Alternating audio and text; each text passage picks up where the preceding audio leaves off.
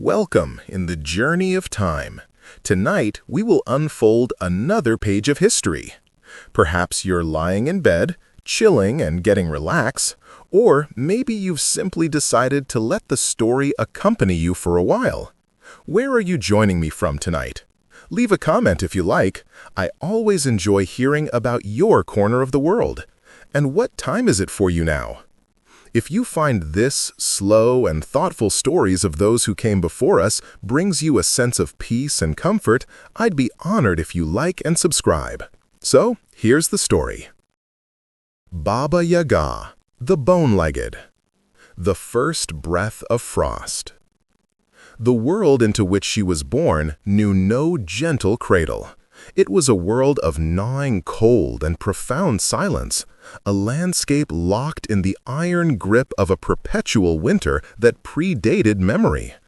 The sky, a dome of bruised purple and gray, pressed down upon a forest of skeletal birch trees, their white bark peeling like dead skin.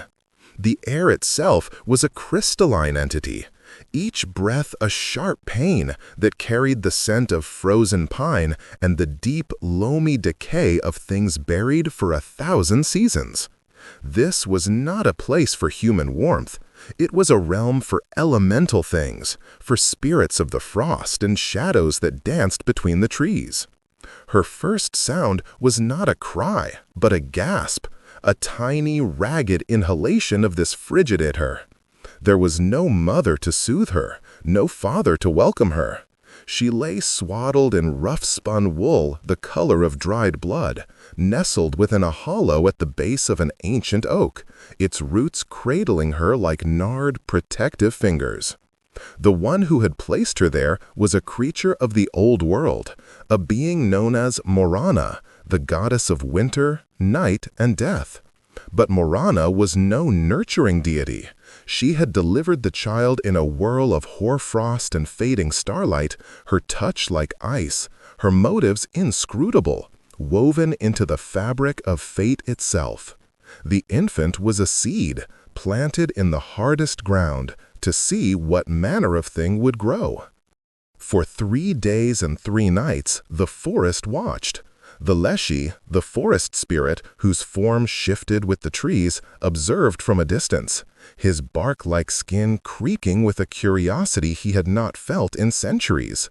The Vogenoi, the malevolent water spirit from the nearby unfrozen river, bubbled up to the bank, his frog-like face breaking the surface to peer with murky eyes. They did not approach. They recognized the sense of divine intervention, a thing both sacred and terrifying. The child did not die. Her skin, pale like the underbelly of a fish, did not turn blue with the cold. Her breath, though faint, continued to plume in the still air. On the 3rd night, a great she-wolf, her coat thick and silvered, her eyes glowing like molten amber, padded into the clearing. She was lean with hunger, the ribs visible beneath her pelt. She sniffed the air, her muzzle wrinkling at the strange, potent scent of the child. She lowered her head, her hot breath washing over the infant's face. The tiny hand, freed from the swaddling, reached out and closed around a tuft of the wolf's coarse fur. The beast stilled. A low growl rumbled in her chest, not of threat, but of a deep, primal confusion. Then, with a gentleness that defied her nature, she lay down beside the hollow, curling her immense body around it, sharing her vital heat. This was her first lesson. Survival was a pact with the wild, an agreement written in warmth and instinct, not in words. She drank the wolf's milk when the beast returned from hunting, her small body thriving on the rich, savage nourishment. She learned the language of the forest before any tongue of men, the warning chatter of a squirrel, the hoot of an owl that signaled the changing of the nocturnal guard, the way the wind sighed through the pines when a storm was gathering. The world was her teacher, and its curriculum was harsh and unforgiving. She learned that softness meant death, that sentiment was a luxury the deep woods could not afford. She was not given a name. The wolf, when it looked at her, saw only a strange hairless pup. The Lishi, when he thought of her, referred to her only as Dach Morani, Morana's daughter. And so she grew, a pale, silent creature, her hair a tangled nest of silver white, her eyes the color of a winter sky just before the snow falls. She walked when the time came, her small bare feet toughening against the frozen earth and sharp stones. She learned to dig for roots with her fingers, to know which berries held sweetness and which held a sleep from which one would never wake. One evening, when the twilight painted the snow in shades of violet and blue, the she-wolf did not return. The child, now a girl of perhaps 5 winters, waited at the mouth of the den they shared. The silence was different, heavier. It was a silence with a finality to it. She ventured out, her small form dwarfed by the towering trees. She found the wolf at the edge of a clearing, her body broken, surrounded by the tracks of a great bear. The silver fur was matted with dark, frozen blood. The amber eyes were open, staring at the emerging stars without sight. The girl did not cry. Tears were water, and water froze in this world. Instead, she knelt. She placed her small hand on the wolf's cold flank, feeling the stillness where there had once been the powerful rhythm of life. She understood. This was the second lesson, the one that followed the first. Survival was not a permanent state. It was a temporary victory, a fleeting moment of warmth before the inevitable cold returned. Everything, even the strong, eventually fed the forest. She stayed with the body until the moon rose, a sharp sliver of bone in the black sky. Then, with a resolve that hardened in her small chest, she stood. She was alone now, truly and completely. Morana's daughter, the forest's ward. She turned her back on the clearing and walked deeper into the woods, into the waiting darkness, leaving the first and only warmth she had ever known to the cleansing hunger of the scavengers and the slow, patient work of the earth. The origin was complete. The history had begun. The whispering woods and the talking bird. The years that followed the wolf's death were a blur of solitude and sharpening senses. The girl, Morana's daughter, became a creature of the woodland, a pale ghost flitting between the birch trunks. Her feet, now calloused and hard like leather, made no sound on the bed of fallen needles. Her eyes, the color of a frozen lake, learned to see the subtle shift in the shadows that betrayed a hiding hair, the almost invisible tremor in a spider's web that spoke of a trapped fly. The forest was a vast, open book to her, and she learned to read its text with a fluency that would terrify any mortal woodsman. She built her first shelter when she was 8 winters old, a crude lean-to of interwoven branches and packed moss, tucked against the windward side of a granite outcrop. It kept the worst of the snow from her body, but the cold was a persistent enemy, a serpent that coiled around her bones while she slept. She learned to steal warmth from the world around her. She would burrow into the deep, dry leaf litter where the decomposition process generated a faint, earthy heat. She learned which rocks, heated by the weak sun, would retain their temperature long into the night if she hugged them close. The origin was complete. The history had begun.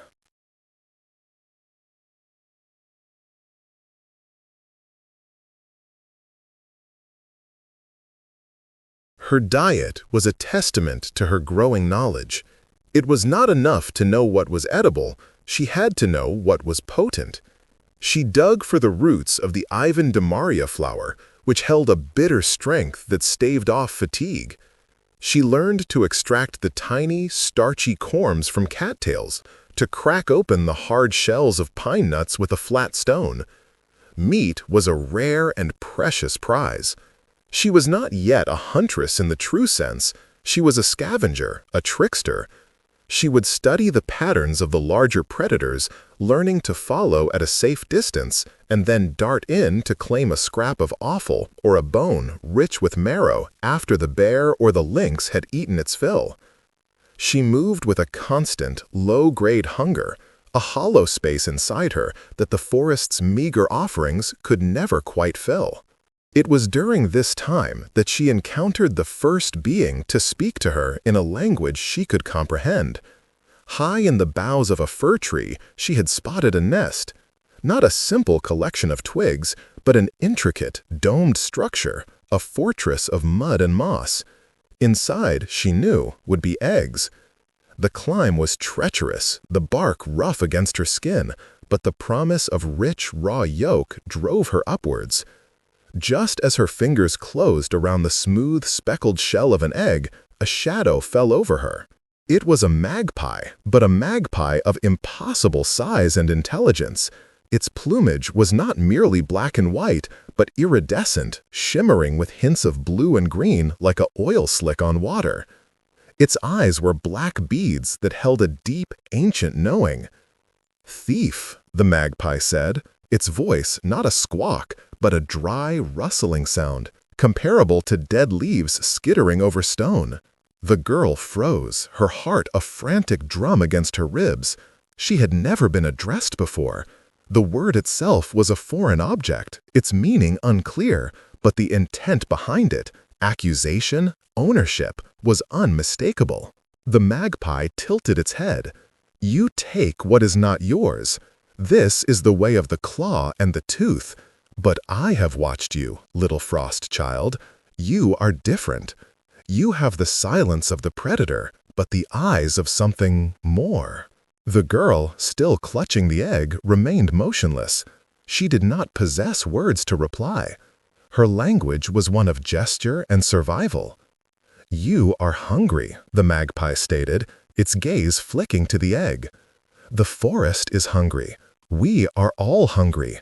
But there are hungers, and there are hungers. You do not yet know the difference." "Leave the egg. I will give you something better." Cautiously, her instincts warring with a new, strange curiosity, the girl placed the egg back in the nest. The magpie gave a satisfied cluck. It hopped closer along the branch, so close she could see the individual feathers around its sharp beak. "Listen," it whispered. "The woods are full of voices. You hear the wind, the water, the beasts. But can you hear the trees? They speak slowly. Their words are the groans of their trunks, the whispers of their leaves.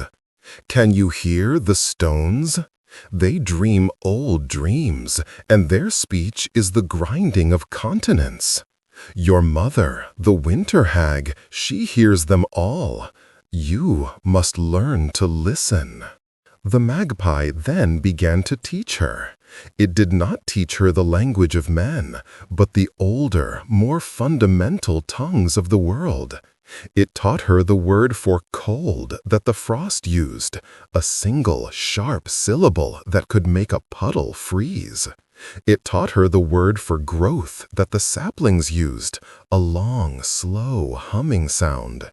It taught her the word for rot that the fungi whispered, a soft, insistent pulsing. Days turned into weeks. The girl would return to the fir tree, and the magpie, who called itself Soroka, would be waiting. Soroka became her second teacher, replacing the wolf's instinctual lessons with ones of conscious, arcane knowledge. She learned that everything had a name, a true name, and to know that name was to hold a piece of power over it. "Why do you help me?" the girl finally managed to form the question one day, her voice a hoarse, unused thing, like two stones grinding together. Soroka preened a shimmering feather. "The balance is shifting, little one. The world of men grows louder. They cut the trees, they foul the waters, they shout with their iron and their fire. They forget the old ways. They forget to fear the dark. You are a creature of that dark. You are a reminder. You are a necessary thorn. I help you to grow sharp." One evening, Soroka led her to a clearing she had never seen before. In the center stood a single, monstrous mushroom, a fly agaric with a cap as broad as her lean-to, its white spots glowing with a faint phosphorescent light. "Eat a piece of it," Soroka instructed, "no larger than your thumbnail." The girl, her trust in the bird now absolute, broke off a fragment of the crimson flesh. It was tough and bitter. She swallowed it. For a long moment, nothing happened. Then, the world began to melt. The colors of the forest bled together. The green of the moss became a song. The brown of the tree trunks a deep, resonant chord. She could see the leshy clearly for the first time, no longer a shifting shadow, but a tall, man-like figure woven from bark and vine, his eyes like knots in wood, watching her from the tree line. She saw the domovoi, the little house spirits, clinging to the undersides of toadstools. She heard the stones singing a slow, grinding dirge about the age of ice. She saw the threads of fate, silver and strong, connecting all living things. And she saw her own thread, a stark black line running through the tapestry, touching nothing, connected only to the immense, frozen knot that was her mother, Morana.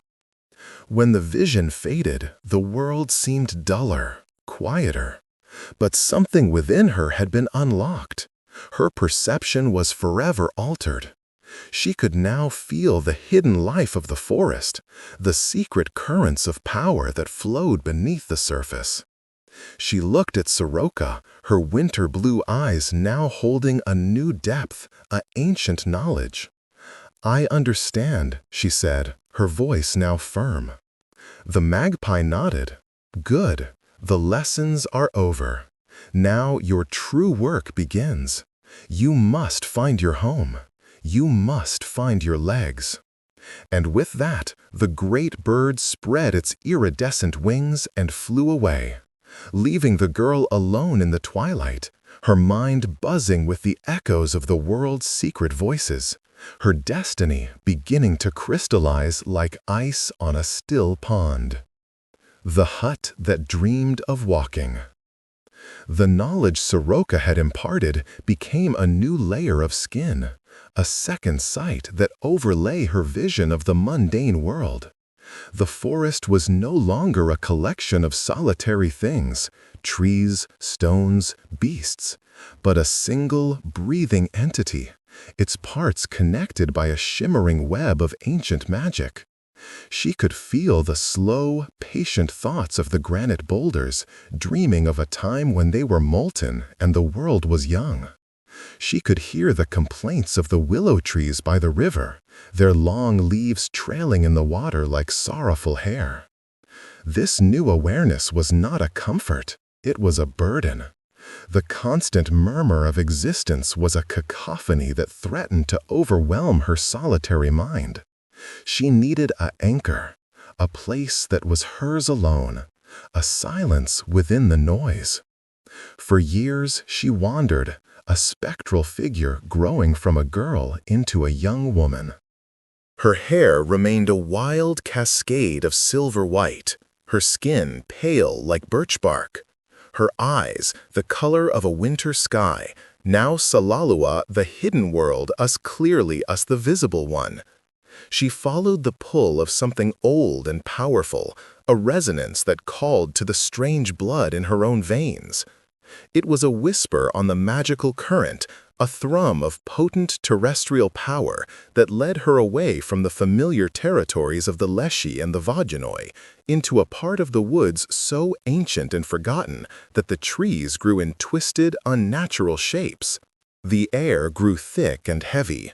The sunlight, which elsewhere dappled the forest floor, could not penetrate the dense canopy here. A perpetual twilight reigned, lit only by the faint, sickly glow of bioluminescent fungi that clung to the rotting logs. This was the Zabiti Les, the Forgotten Wood, a place where the old magic had pooled and stagnated, untended for millennia. And there, in a clearing that was not a clearing, but a wound in the forest, she found it. It was a hut, but to call it merely a hut was to call a mountain a stone. It was a structure of profound wrongness and profound power. Its walls were built of dark, rough-hewn logs, chinked with a black moss that seemed to pulse rhythmically, like a sleeping heart. The single window was shuttered not with wood, but with what appeared to be stretched, translucent skin, veined and faintly luminous. The roof was a thatch of ancient, discolored reeds from which hung bundles of desiccated herbs and strange, unidentifiable bones that clattered together in a soft, discordant melody when the wind stirred. Most terrifying of all were its legs. They were not foundations of stone or wood, but the giant, scaled, yellow legs of a bird, ending in horrific claws that dug deep into the soft, black earth. They were powerful, muscular, and utterly still. The hut rested upon them, crouched like a monstrous hen on a nest of shadows. The entire structure exuded an aura of deep, slumbering consciousness. This was not a building, it was a being. She stood at the edge of the wound, her own breath shallow. The magical resonance was overwhelming here, a physical pressure against her skin. This was the source of the call. This hut was her inheritance. She knew it with a certainty that went beyond thought. But the hut was asleep, its dreams slow and dark, rooted to the spot for centuries. To claim it, she would have to wake it. And to wake it, she would have to prove herself worthy. She did not approach directly. For 3 days and 3 nights, she circled the clearing, observing. She sallallahu alayhi wasallam how the black moss on the walls contracted and expanded. She sallallahu alayhi wasallam how the bones on the roof turned, ever so slightly, to track the passage of unseen things in the sky. She learned the rhythm of its dormant life. On the 4th day, she began to speak. Not in the language of men, nor in the common tongue of the beasts, but in the first language, the primal speech of creation and decay that Soroka had taught her. She spoke the true name of the oak, a long, groaning syllable that made the ancient trees around her tremble in sympathy. She spoke the true name of the shadow, a word of pure silence that deepened the gloom around her. She whispered the true name of the earth, a grinding, foundational sound that vibrated up through the soles of her feet. The hut did not stir. She realized this was not enough. Speaking to the world around the hut was like speaking to the servants of a sleeping king. She needed to address the monarch itself. But what was the hut's true name? It was not written anywhere. It was not spoken by any creature she had met. She closed her eyes, pushing her new senses to their limit, reaching out with her mind to touch the slumbering consciousness of the structure. It was like dipping her hand into a frozen river. The cold was agonizing, the current powerful and mindless.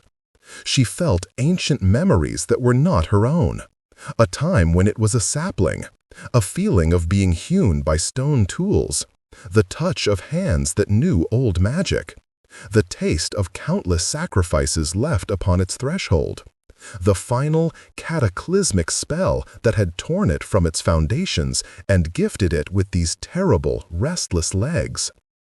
And in the center of that roaring torrent of memory, she found a core of immense loneliness.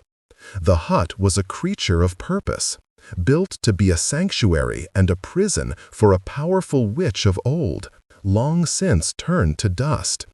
It had been waiting for a mistress who could bear its weight, who could give its restless legs a direction. She opened her eyes and looked directly at the hut. She did not speak its name, for she did not know it. Instead, she spoke her own.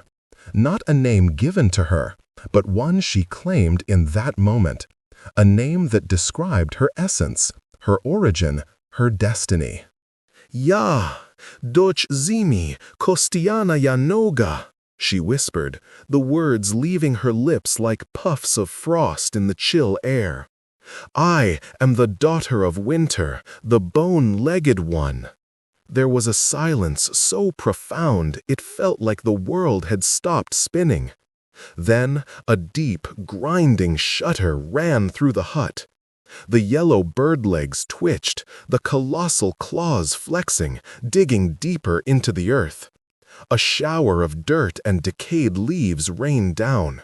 The black moss on the walls flared with a sudden, sickly green light.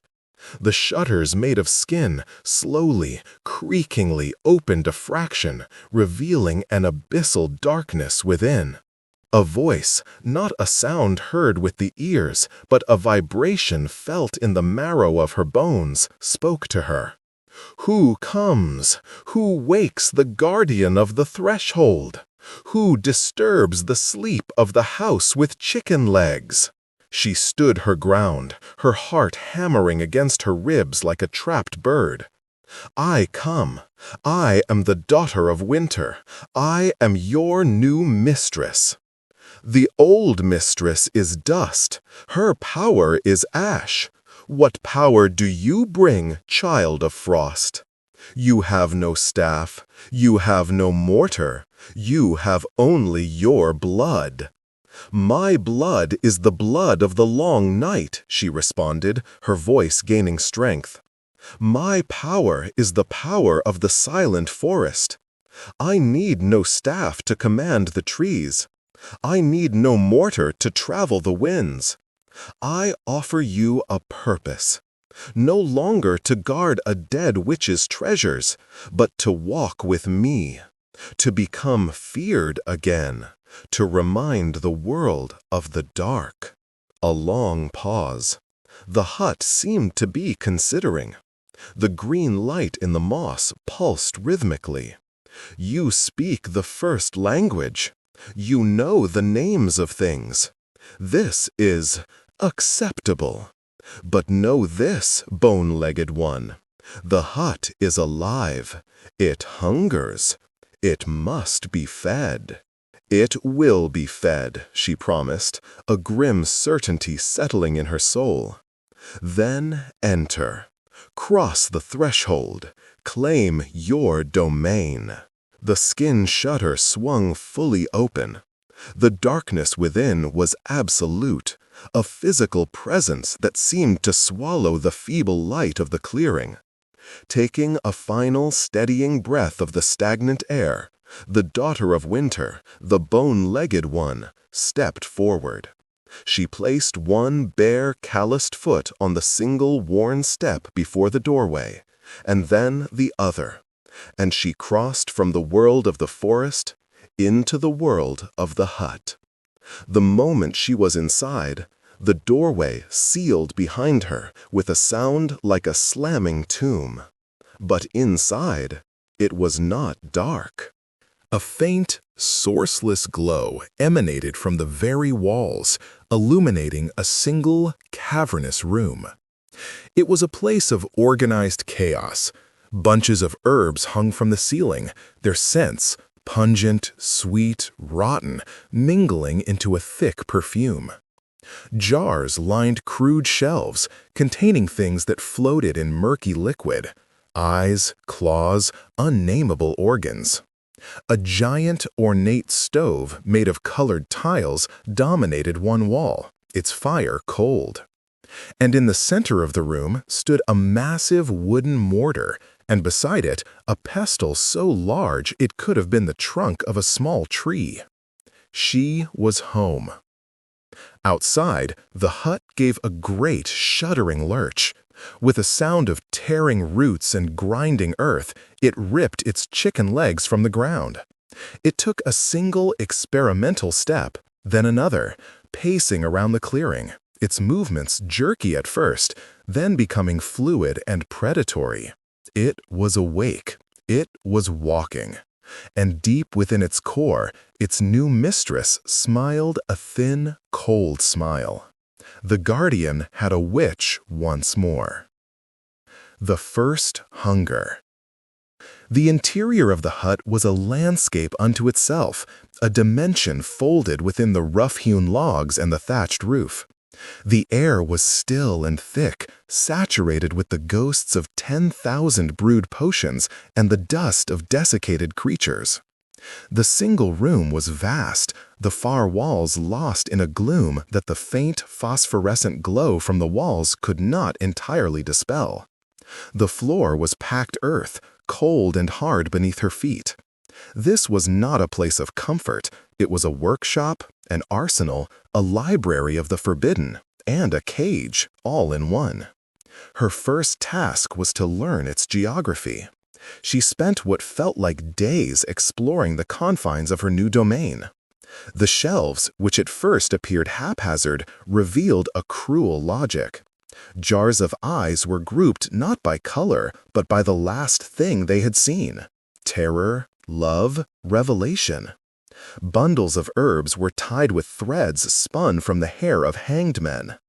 In one corner, a loom stood, its half-finished tapestry depicting a scene of such visceral horror, a village consumed by creeping tendrils of shadow, that she quickly covered it with a sheet of discolored linen. The centerpiece was the stove. It was a massive construction of painted tiles, each one depicting a different scene from folklore or nightmare. A firebird taking flight, a wolf with a crescent moon on its flank, Koshai the deathless, grinning skeletal. The stove was cold, its iron door shut tight. She felt a peculiar emptiness from it, a void that demanded to be filled.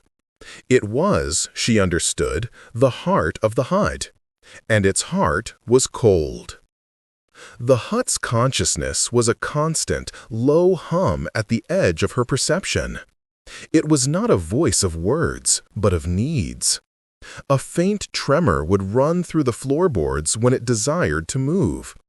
A particular jar would rattle on its shelf when a specific ingredient was needed for some unknowable purpose. And now, a new sensation was beginning to emanate from the very walls, a deep, gnawing emptiness, the hunger. It started as a faint queasiness in her own stomach, a hollow echo. But it grew, day by day, until it was a roaring void that seemed to consume her thoughts. The hut was not sated by her mere presence. It needed sustenance. It needed an offering. She remembered the hut's words. It must be fed. But what did a living hut eat? She tried placing a handful of pine nuts on the floor. They lay there, ignored, the hunger intensifying. She tried a piece of raw meat from a rabbit she had caught, its blood still warm. The hunger recoiled from it, a sensation of disgust washing through her. This was not about physical nourishment. She pushed her awareness outwards, through the walls, trying to understand the nature of this need. The hunger was not for food, but for essence, for life force, for the intangible energy that animates living things. The hut was a predator, and its prey was the very spark of existence. She had to provide a sacrifice. The thought was not abhorrent to her. The wolf had taught her the law of the wild. Life consumes life. The forest was a perpetual cycle of death and rebirth. This was no different. It was simply more direct, more personal. Leaving the hut for the first time since entering was a strange experience. She stood in the doorway, the forest outside looking alien and too bright. The hut had settled back into its crouch, its legs folded beneath it, waiting. She stepped out, and the doorway sealed behind her with a soft, final click. She was outside, but she was tethered. She could feel the hut's presence in her mind, a weighty, demanding anchor.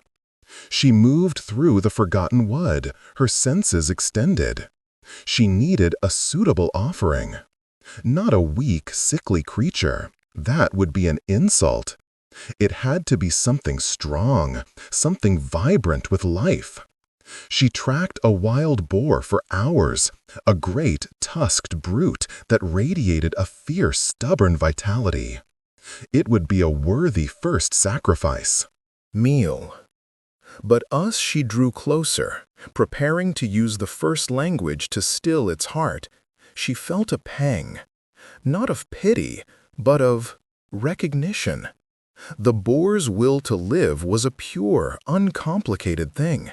It was a force of nature, comparable to the wind or the river. To take it solely to sate the hut's hunger felt wasteful, impersonal. The hut's hunger growled in her mind, a wave of impatience and pain. She pushed it down. She continued her search, her criteria shifting. She was not looking for strength alone. She was looking for a specific quality of life. She passed a doe, gentle and swift. She passed a bear, old and powerful. None felt right. It was when she stumbled upon the ovinik that she knew she had found it. The ovinik was a minor domestic spirit, a creature that should have lived in a peasant's barn, guarding the grain. But this one had been driven out, its home destroyed. It was a miserable, twisted little thing, no larger than a cat, its form made of smoke and spite, with glowing red eyes. It had taken refuge in a hollow log, and in its bitterness it had begun to blight the land around it. The grass was yellow and dying. The trees were shedding their leaves out of season. It was hoarding life force, sucking the vitality from the soil and the plants, not to sustain itself, but out of pure malice. Here was a life not worthy of its spark. Here was corruption. She approached the hollow log. The ovinik hissed, a sound like steam escaping a kettle, and billowed out to confront her. It recognized her power and shrank back, but its malice was undimmed. "You poison this place," she stated, her voice flat. "They drove me out. They forgot the offerings. They deserve their withered crops," it screeched in the chattering language of minor spirits. "Your time is over," she said. She did not use a complex spell. She simply reached out with her will, shaped by the hut's immense power, and wrapped it around the ovinik's core. She did not crush it. She extracted it. She pulled the core of its being, a small, pulsing orb of malevolent green energy, from its smoky body. The ovinik gave one last, shocked squeal and dissipated into nothingness. The green orb hovered in her palm, cold and squirming. The blight on the land immediately ceased. The natural processes of life and decay could resume. She returned to the hut. As she approached, the door swung open before she touched it, a gaping maw eager for sustenance. She stepped inside and, without ceremony, tossed the ovinik's essence onto the cold tiles of the stove. What happened next was not a fire, but a consumption. The green orb sank into the tile, which swirled like liquid for a moment before solidifying. A wave of warmth, deep and satisfying, radiated from the stove. The faint glow in the walls brightened. The oppressive hunger receded, replaced by a sensation of sated fullness. The hut gave a contented, groaning shudder. She had fed it, not with a simple life, but with a corrupted one. She had not just sated its hunger, she had performed an act of balance, of cleansing. She stood before the now warm stove, feeling its heat seep into her bones. This was the pact. She was not just a passenger. She was a partner, a hunter, the one who decided what was worthy of consumption. She was the mistress of the house with chicken legs. And her name, spoken in whispers by the things that hid in the dark, would soon be Baba Yaga, the mortar and the pestle. The warmth from the stove was a new presence in the hut, a companion to the perpetual chill.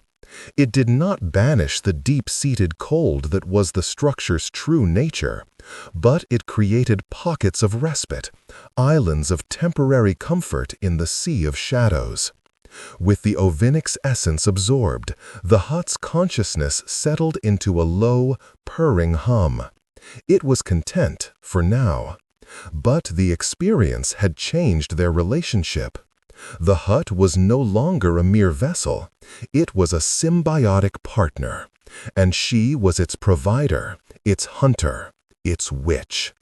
She was the mistress of the house with chicken legs, and her name, spoken in whispers by the things that hid in the dark, would soon be Baba Yaga, the mortar and the pestle. The warmth from the stove was a new presence in the hut, a companion to the perpetual chill. It did not banish the deep-seated cold that was the structure's true nature, but it created pockets of respite, islands of temporary comfort in the sea of shadows. With the ovinic's essence absorbed, the hut's consciousness settled into a low, purring hum. It was content for now. But the experience had changed their relationship. The hut was no longer a mere vessel. It was a symbiotic partner, and she was its provider, its hunter, its witch. She was the mistress of the house with chicken legs, and her name, spoken in whispers by the things that hid in the dark, would soon be Baba Yaga, the mortar and the pestle. Now she felt a pull from them, a latent power that called to the burgeoning magic in her own blood. The mortar was carved from a single, colossal block of dark ironwood.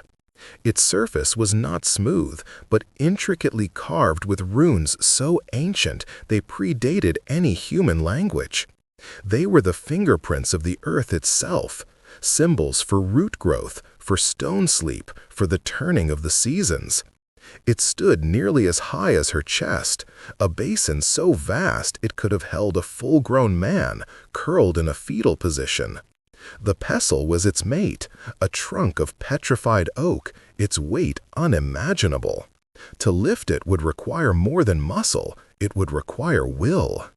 She approached them cautiously. Placing her hands on the rough, cool surface of the mortar, she felt a jolt, a static shock of recognition. This was not a tool for grinding herbs. This was a vessel for journeys. She closed her eyes and let her consciousness flow into the wood. Visions assailed her, a star-streaked sky seen from a great height, the forest canopy rushing past below like a green river. The wind screaming in a pitch that was both terror and ecstasy. This was how the old witch had traveled, not by walking, but by flying. The pestle was the key. It was not a grinder, but a rudder, an oar for the sea of the sky. She needed to claim them, to make them hers. She spent days, perhaps weeks. Time was a fluid concept within the hut's timeless interior, simply sitting with the objects. She would trace the runes with her fingers, memorizing their contours, whispering their sounds in the first language. Each rune, when spoken correctly, caused a corresponding shimmer in the air around the mortar. The rune for sky made the dust motes dance in a miniature whirlwind. The rune for speed produced a low, thrumming vibration in the floorboards. She learned that the mortar and pestle were not separate entities, but two parts of a single whole, a magical dyad.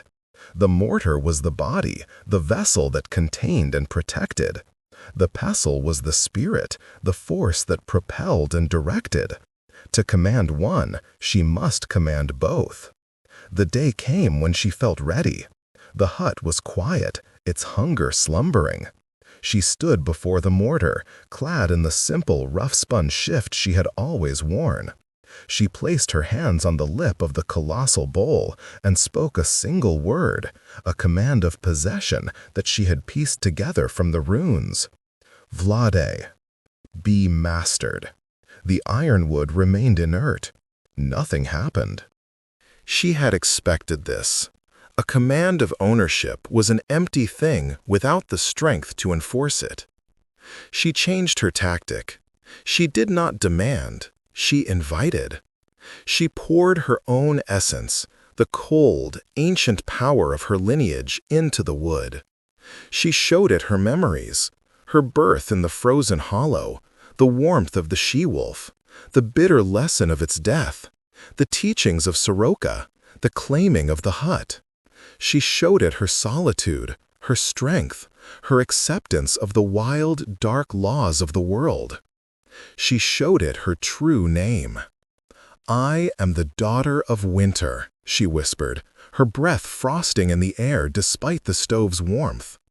I am the bone-legged one. I am the mistress of the walking hut. I ask you to be my vessel. Carry me. A deep, resonant tone emanated from the mortar, a single low note that vibrated in her teeth and bones. The runes along its rim began to glow with a soft silver light, like moonlight on ice. Now for the pestle. She turned to the massive log of petrified wood. This would require a different approach. The pestle was not a container. It was a force. It would not respond to invitation, only to strength. She wrapped her arms around its girth. The stone wood was freezing cold and impossibly heavy. She strained, her muscles trembling, but it did not budge. It was like trying to lift a mountain. She stopped, breathing heavily. Physical strength was futile. This was a test of magical might. She planted her feet firmly on the packed earth floor, rooting herself like a tree.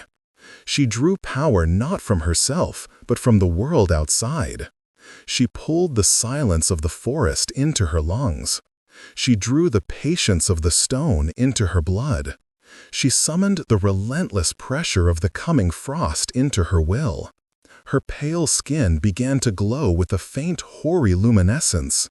Her silver hair lifted from her shoulders as if she were underwater. She pointed a single, bony finger at the pestle.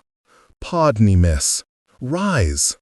The command was a crack of magical force, a whip of pure will. The pestle shuddered. Then, with a grinding sound of stone against earth, it lifted a hair's breadth from the floor. It hovered, trembling in the air, responding to the immense pressure of her command. Sweat beaded on her brow, freezing instantly in the magical cold she was generating. Holding it was an agony, a drain on her very life force. But she held it, for 1 minute, then 2. She did not just command it to rise, she commanded it to obey. She poured her will into it, imprinting her signature upon its stony heart. Finally, with a gasp, she released the spell. The pestle dropped back to the floor with a thud that shook the entire hut. But it was done. The connection was forged. Exhausted, she leaned against the mortar. She placed a hand on the pestle.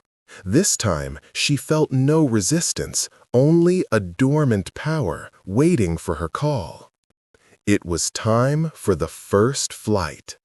With a thought, she commanded the hut. The doorway opened, revealing the twilight of the forgotten wood.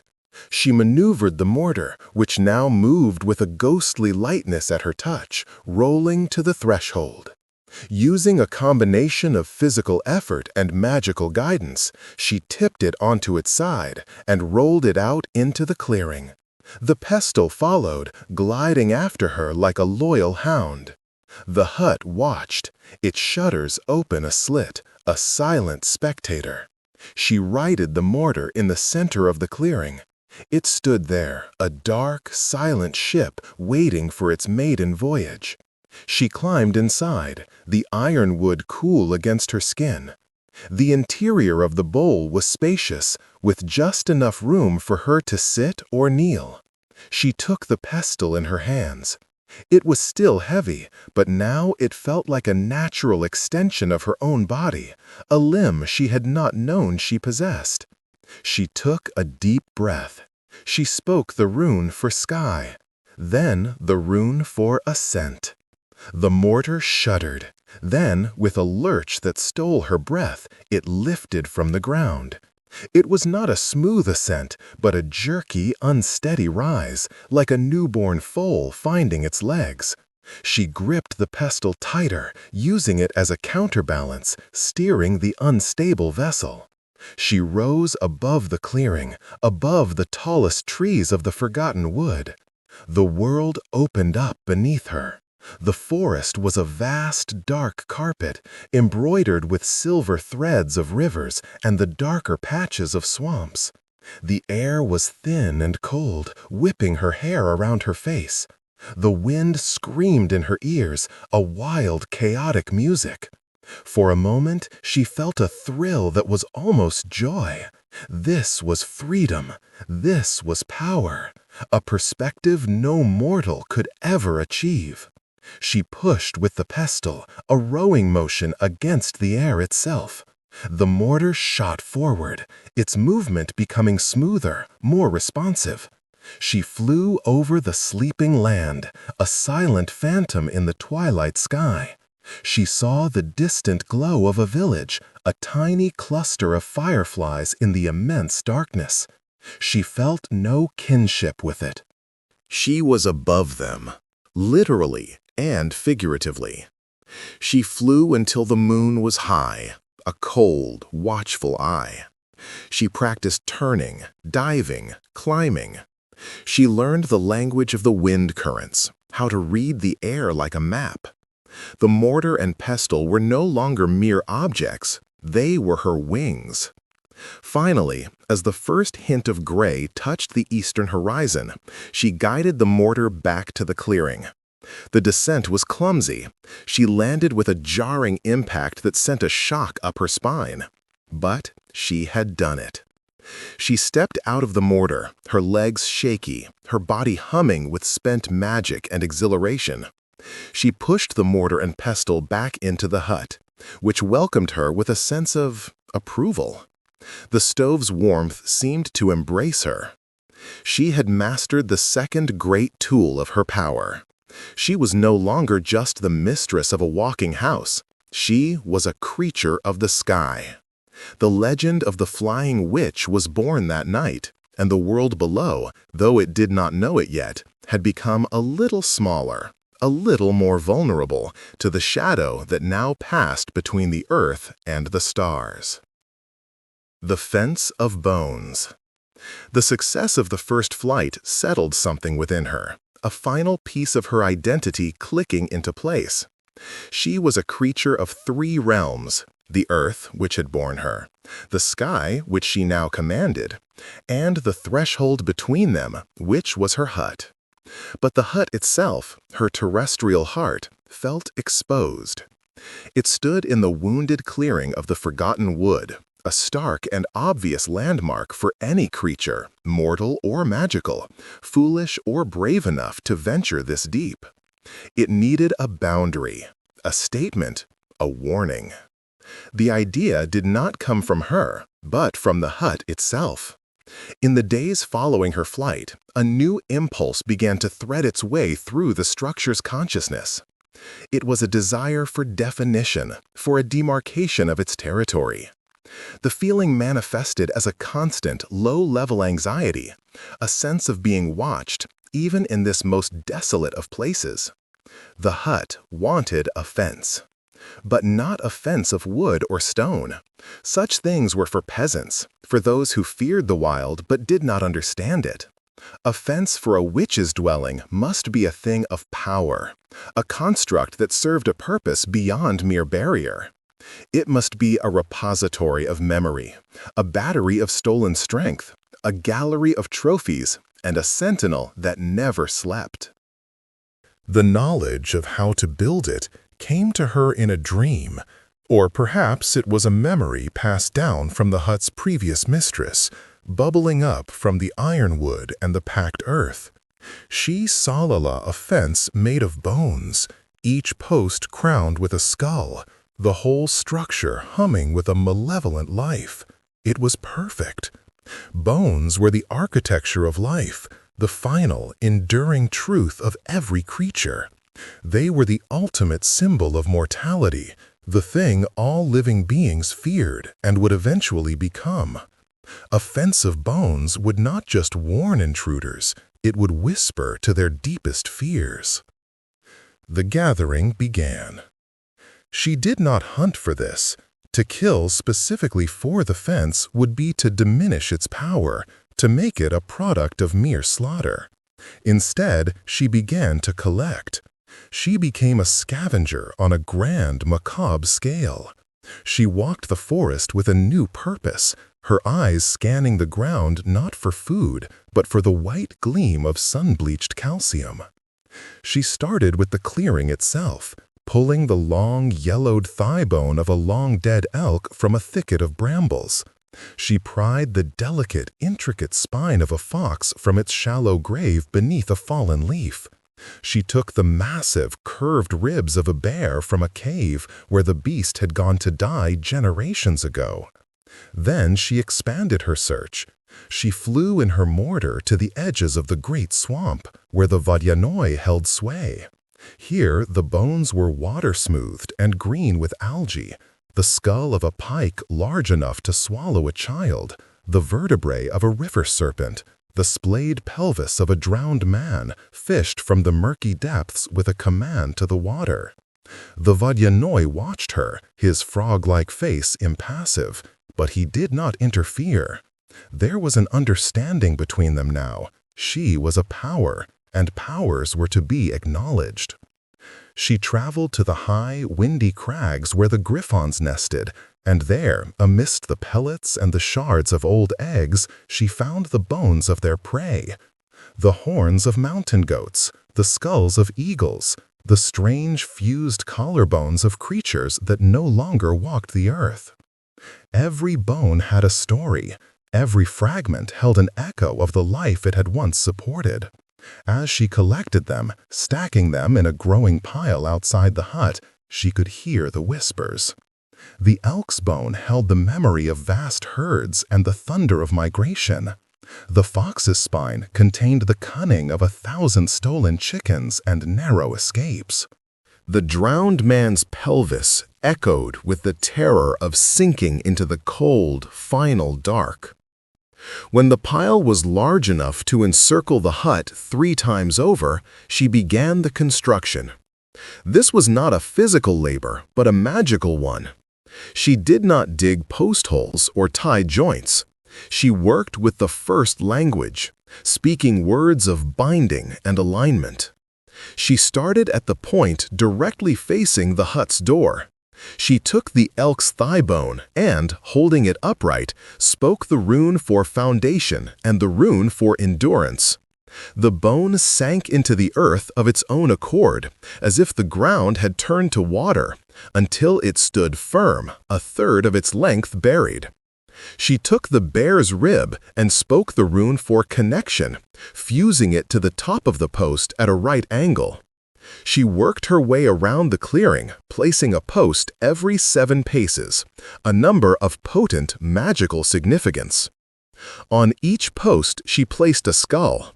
Some were animal, the wolf, the bear, the boar, the great pike. Others were more obscure, a basilisk, a wyvern, and a human skull she had found in a barrow mound, its surface etched with forgotten symbols. Each skull was affixed not with rope or nail, but with a word of crowning, which made it bond seamlessly to the post, becoming one with the structure. Allahi salam, the fence grew, so did its power. The whispers of the individual bones began to merge into a low, constant chorus, a symphony of ended lives. The air within the circle grew thick, charged with static. The light within the fence's perimeter took on a different quality, becoming older, tinged with the yellow of ancient parchment. The final step was the gate. She saved the most powerful bones for this. The gateposts were made from the twin tusks of a mammoth, creatures of the old ice, long extinct. The crossbar was the jawbone of a dragon, a creature of fire and greed, its teeth still sharp enough to draw blood from a passing thought. She hung the gate itself not on hinges, but on spells of opening and denial. It would only open for her or for one she invited. When the last bone was in place, she stood outside the fence and spoke the final activating word. Baditi. The meaning is to watch. A wave of energy pulsed out from the fence, visible as a shimmer of distorted air. The chorus of whispers fell silent, replaced by a profound, watchful stillness. The skulls on the posts all turned, almost imperceptibly, to face outward. The fence was alive. It was a singular entity now, a coiled serpent of bone guarding its prize. It would sense any approach. It would disorient the unwelcome, leading them in circles until they collapsed from exhaustion. It would fill the minds of the brave with visions of their own death. She walked through the gate, which swung open for her without a sound, and closed behind her with a soft, definitive click. Inside the fence, the world was different. It was her world. The air was still and carried only the scents she allowed. The herbs from her roof, the cold earth, the metallic tang of her own magic. The sounds of the forest were muted, a distant murmur. She was enclosed, protected, enshrined. She looked at her domain, the hut on its chicken legs, the warm glow from the stove seeping through the skin shutter, the fence of bones standing stark and white against the dark forest. It was complete. It was terrifying. It was home. The bone-legged one now lived behind a fence of bones. The message was clear for any with the eyes to see it. Cross this line, and you become a part of it. The first supplicant. Seasons turned, their passage marked not by the sun, which struggled to penetrate the perpetual twilight of the forgotten wood, but by the subtle shifts in the forest's breath. The fence of bones did its work well. For a long, untold stretch of time, nothing and no one approached. The local fauna gave the clearing a wide berth, their instincts screaming of a predator that was not a beast, but a place. The magical beings, the leshy, the vodyanoi, the various minor spirits, understood the new order and kept their distance, respecting the boundary she had drawn. Within her fence, the bone-legged one, whom the whispering forest had begun to call Baba Yaga, settled into the rhythm of her power. She practiced with the mortar and pestle until her flights were not jerky ascents, but seamless transitions from earth to sky, her movements as fluid as a hawk riding a thermal. She learned the secrets of the hut's vast inventory, brewing simples and complexes in small clay pots on the warm tiles of the stove. Some potions could heal a tree blighted by lightning. Others could make a man's blood freeze in his veins from a league away. She was a student in a university of one, and the curriculum was the infinite text of magic itself. The hut's hunger was a periodic, manageable thing. She fed it on a diet of corrupted spirits and blighted creatures, becoming a surgeon for the ills of the forest, cutting out the rot and offering it to her home. The hut thrived, its timbers groaning with satisfaction after each feeding, the painted tiles on the stove seeming to shift and tell new, darker stories. This isolation was her chrysalis. She was hardening. Her humanity, what little she had ever possessed, shed like a skin, replaced by something older, sharper, and more aligned with the ruthless logic of the wild. She spoke aloud only to command the hut or to utter spells. Her voice, unused for conversation, became a dry rustle, a thing of power, not communication. The silence was broken by the fence. It began as a low thrum, a dissonant note in the fence's watchful hum. She felt it through the soles of her feet, a vibration in the packed earth of her floor. Someone or something was approaching the boundary. Not a stray animal. The fence would have ignored that. This was a conscious being, one with purpose. The skulls on the posts had turned their empty gazes towards a single point in the forest. The chorus of whispers had resumed, but it was a focused, menacing murmur directed at the intruder. She ceased her grinding of mandrake root and stood. She did not rush.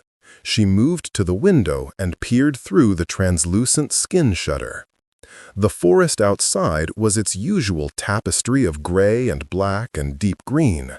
But there, at the very edge of the trees, just beyond the psychic influence of the bone fence, stood a figure. It was a man, a mortal.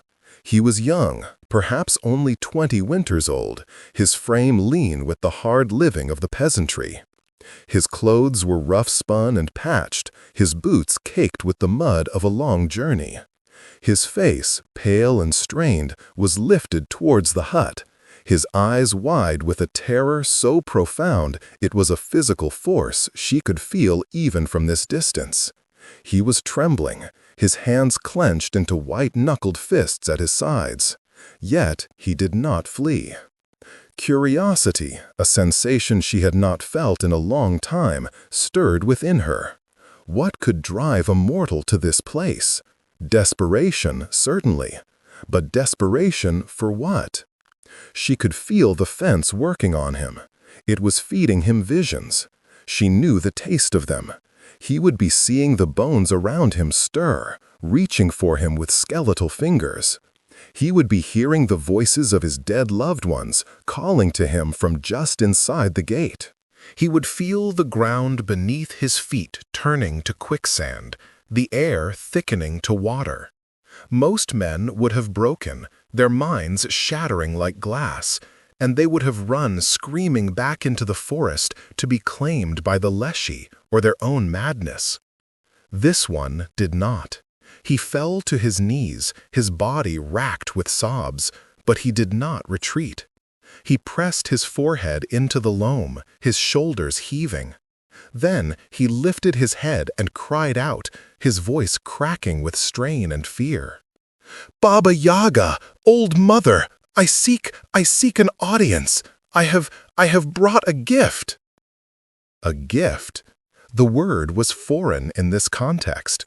No one brought gifts to a storm or to the plague. They endured them, or they fled from them. She decided to listen.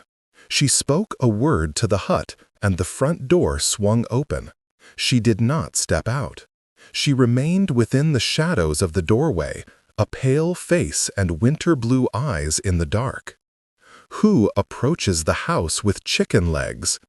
Her voice was not loud, but it carried, cutting through the man's terror and the fence's whispers like a shard of ice. Who dares to call my name? The man flinched, scrambling back a pace before finding his courage again. He looked towards the doorway, but could not seem to find her in the shadows. "I am Pyotr," he stammered, "from the village beyond the 3 rivers, to the east. My wife, Anya, she is taken, a wasting sickness. The priests have prayed, the healers have given their poultices. She fades with every sunset." He gestured weakly to a small, coarse-woven bag he had dropped beside him. "I have no gold, but I have this, the last of our winter grain, and my service. I will work for you. I will do anything." He was offering his life for another's. The concept was so alien to her, was almost incomprehensible. The wolf had died, and she had moved on. That was the way of things. This mortal was trying to defy the way of things. It was not bravery, it was a form of magnificent, stupid insanity. She stepped out of the doorway. The man gasped and shrank back further. She knew what she looked like. Impossibly tall and gaunt, her bone-white hair a wild mane, her eyes holding the chill of the grave, her hands like talons. She was the stories his grandmother had told him to make him behave. She was the nightmare given form. She ignored his terror. Her gaze fell upon the bag of grain. It was pitiful. It was nothing. And yet, it was an offering. Not of power, but of sacrifice. It was all he had. "Your grain is worthless to me," she stated, her voice flat. "Your life is worthless to me. You would last a day before the forest claimed you. Why should I not let the fence have you? It is always hungry for fresh fear." Pyotr trembled, but a spark of defiance lit his eyes. Because they say you know things. You know the turn of the seasons and the secrets of roots. You know the names of all the sicknesses. They say you can be bargained with. They, the world of men, they were telling stories about her. The realization was neither pleasing nor displeasing. It was a fact, like the existence of the river or the mountain. She was silent for a long time, her eyes boring into him. The fence's whispers intensified, and Pyotr squeezed his eyes shut, fighting the internal horror. She could feel the fragile fabric of his mind straining, about to tear. She spoke a single sharp syllable to the fence. The whispers ceased. The visions vanished. The sudden silence was as shocking as the noise had been. Pyotr opened his eyes, panting with relief. She walked to the gate. The mammoth tusk posts and the dragon jaw crossbar seemed to loom larger. She did not open it. "This sickness," she said, "describe it." Hope, a dangerous and fragile thing, bloomed on Pyotr's face. It began with a cough, a dry, rattling cough. Then her skin, it became pale, like wax. Her strength left her. Now she does not wake. Her breath is shallow. And, he hesitated, her dreams. She cries out in her sleep. She speaks of a pale woman with no face, standing in a field of wheat. A pale woman in a field of wheat. The description meant nothing to her, but the pattern of the sickness did. It was not a natural illness. It was a spiritual theft. A navka, a spirit of a dead, unbaptized child, or perhaps a mora, a nightmare demon, was feeding on the woman's life force, draining her slowly. This was not a task for a healer's poultice. This required extraction, exorcism. It required a predator to hunt a predator. "Your grain," she said, pointing a bony finger at the bag. Pyotr, his hands shaking, picked up the small sack and tossed it under the dragon's jaw. It landed at her feet with a soft thud. She looked down at it. It was a paltry thing, but it was a transaction. A contract had been formed. "Wait here," she commanded. "If you move from that spot, the fence will consume you." She turned and went back into the hut. She did not need to gather tools. The tool was her will. She went to her shelves and selected a small, empty vial made of dark glass. Then she went to the stove and placed her hands upon a tile depicting a serpent eating its own tail, a symbol of cycles and consumption. She reached out with her senses, following the tenuous thread of Pyotr's life back to its source, to the village, to the small, dark hut where his wife lay dying. She could feel it there, crouched on the woman's chest, a cold, greedy presence, the Mora. It was a shapeless thing of hunger and spite, savoring its meal. Baba Yaga did not travel to it, she summoned it. She spoke the true name of the space between places, the void through which such creatures slithered. She spoke a word of compelling, a hook of pure magical force. She pictured the Mora, its essence, and she pulled. In the village hut, Pyotr's wife, Anya, gave a sudden, sharp gasp. A wisp of black smoke, visible only to the magical eye, was torn from her mouth.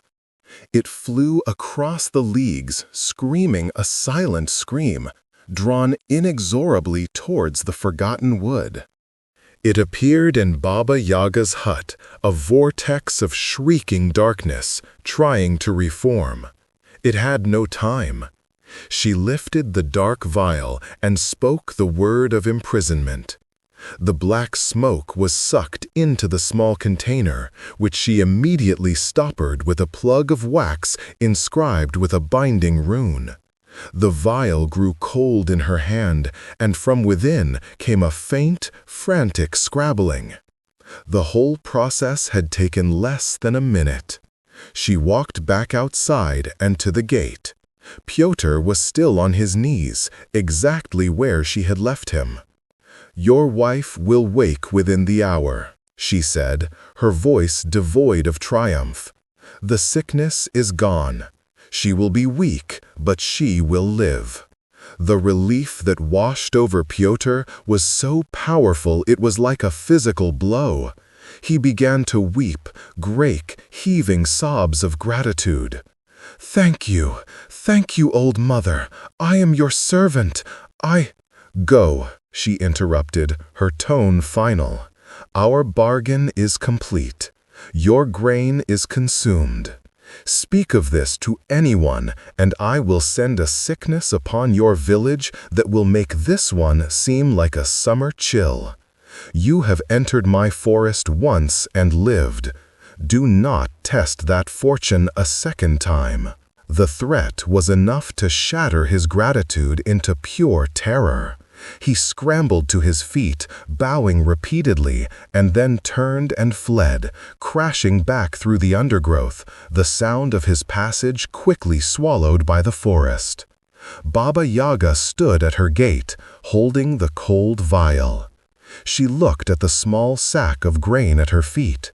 With a flick of her wrist, she tossed it to the hut, which would absorb its meager essence.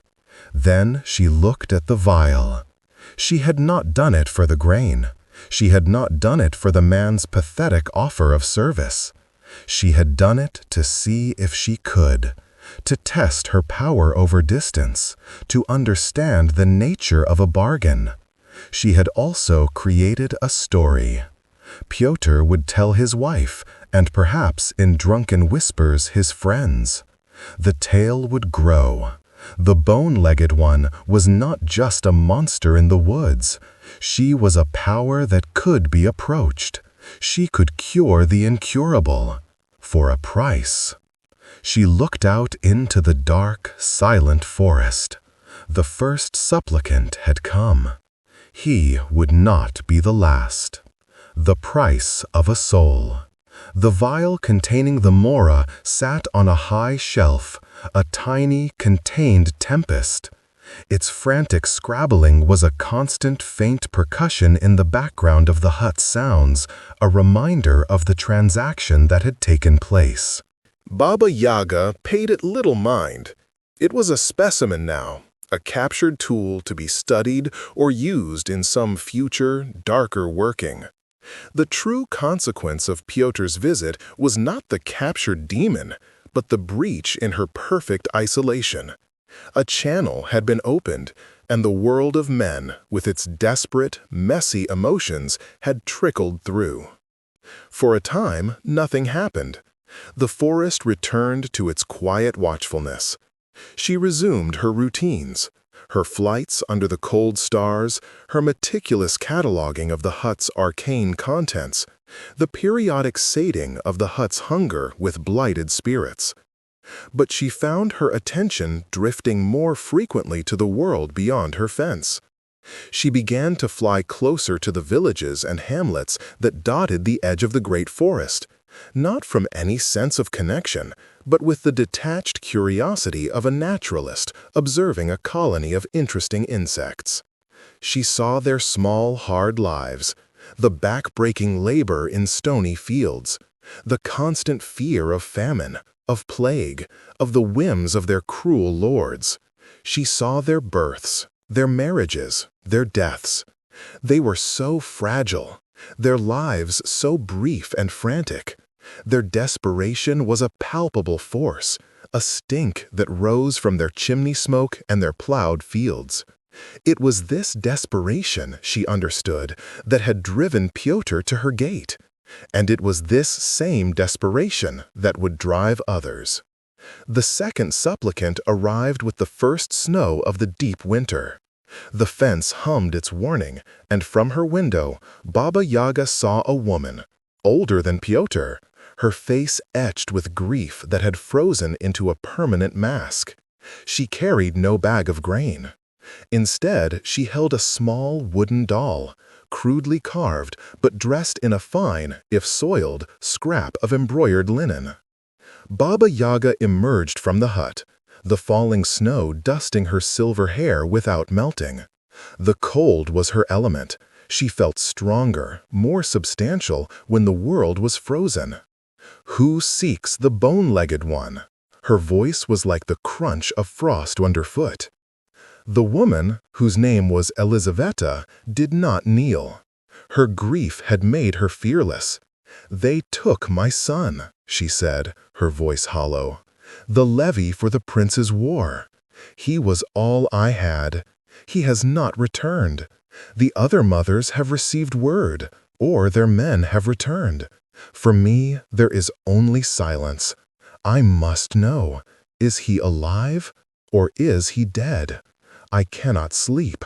I cannot eat. I must know." She proffered the doll.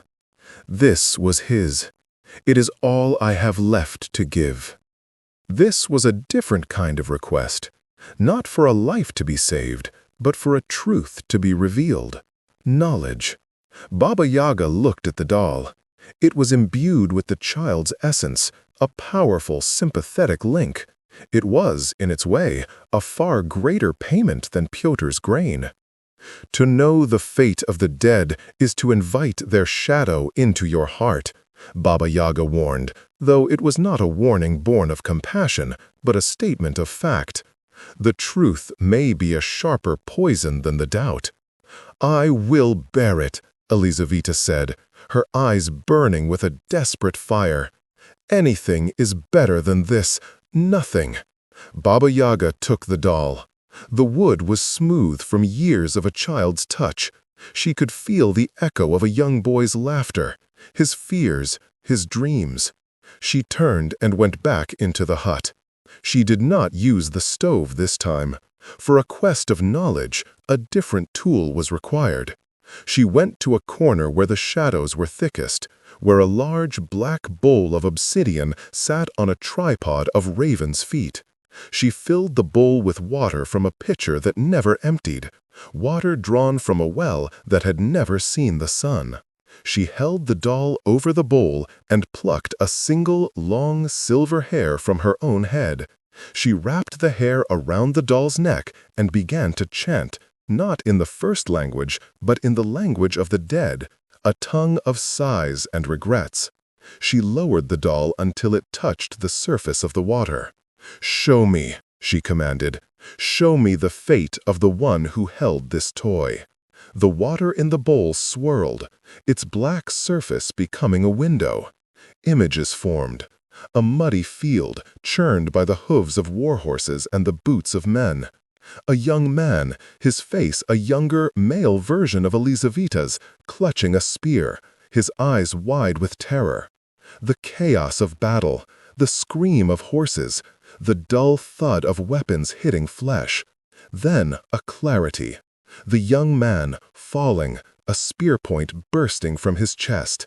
His body trampled into the mud. The scavengers, both human and animal, picking over the dead. Then nothing. Just the cold, indifferent rain falling on the churned, bloody earth. The vision faded. The water was still once more. Baba Yaga unwound her hair from the doll and placed the now cold, inert wooden figure aside. The connection had been severed. Its power was spent. She had her answer. She returned to the gate. Elizaveta stood exactly as she had been, her shoulders dusted with snow, her face a mask of agonized hope. "Your son is dead," Baba Yaga said, her voice devoid of inflection. "He fell in a battle near the Gray River. His body was not recovered. He feeds the crows and the worms." The hope in Elizaveta's eyes did not just die, it was annihilated. The fire was extinguished, leaving only cold, dead ash. A low moan escaped her lips, a sound of such pure, unadulterated pain that it seemed to make the very air shudder. She did not cry. She had no tears left. She simply turned, a woman now utterly empty, and walked slowly back into the forest, a ghost long before her body would catch up. Baba Yaga watched her go.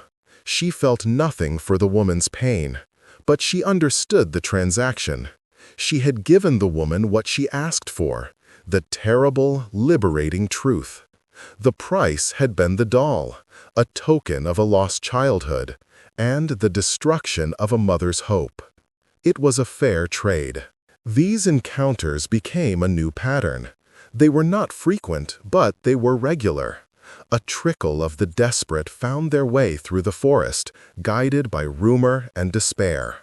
A merchant who had lost his fortune to bandits and wanted their names.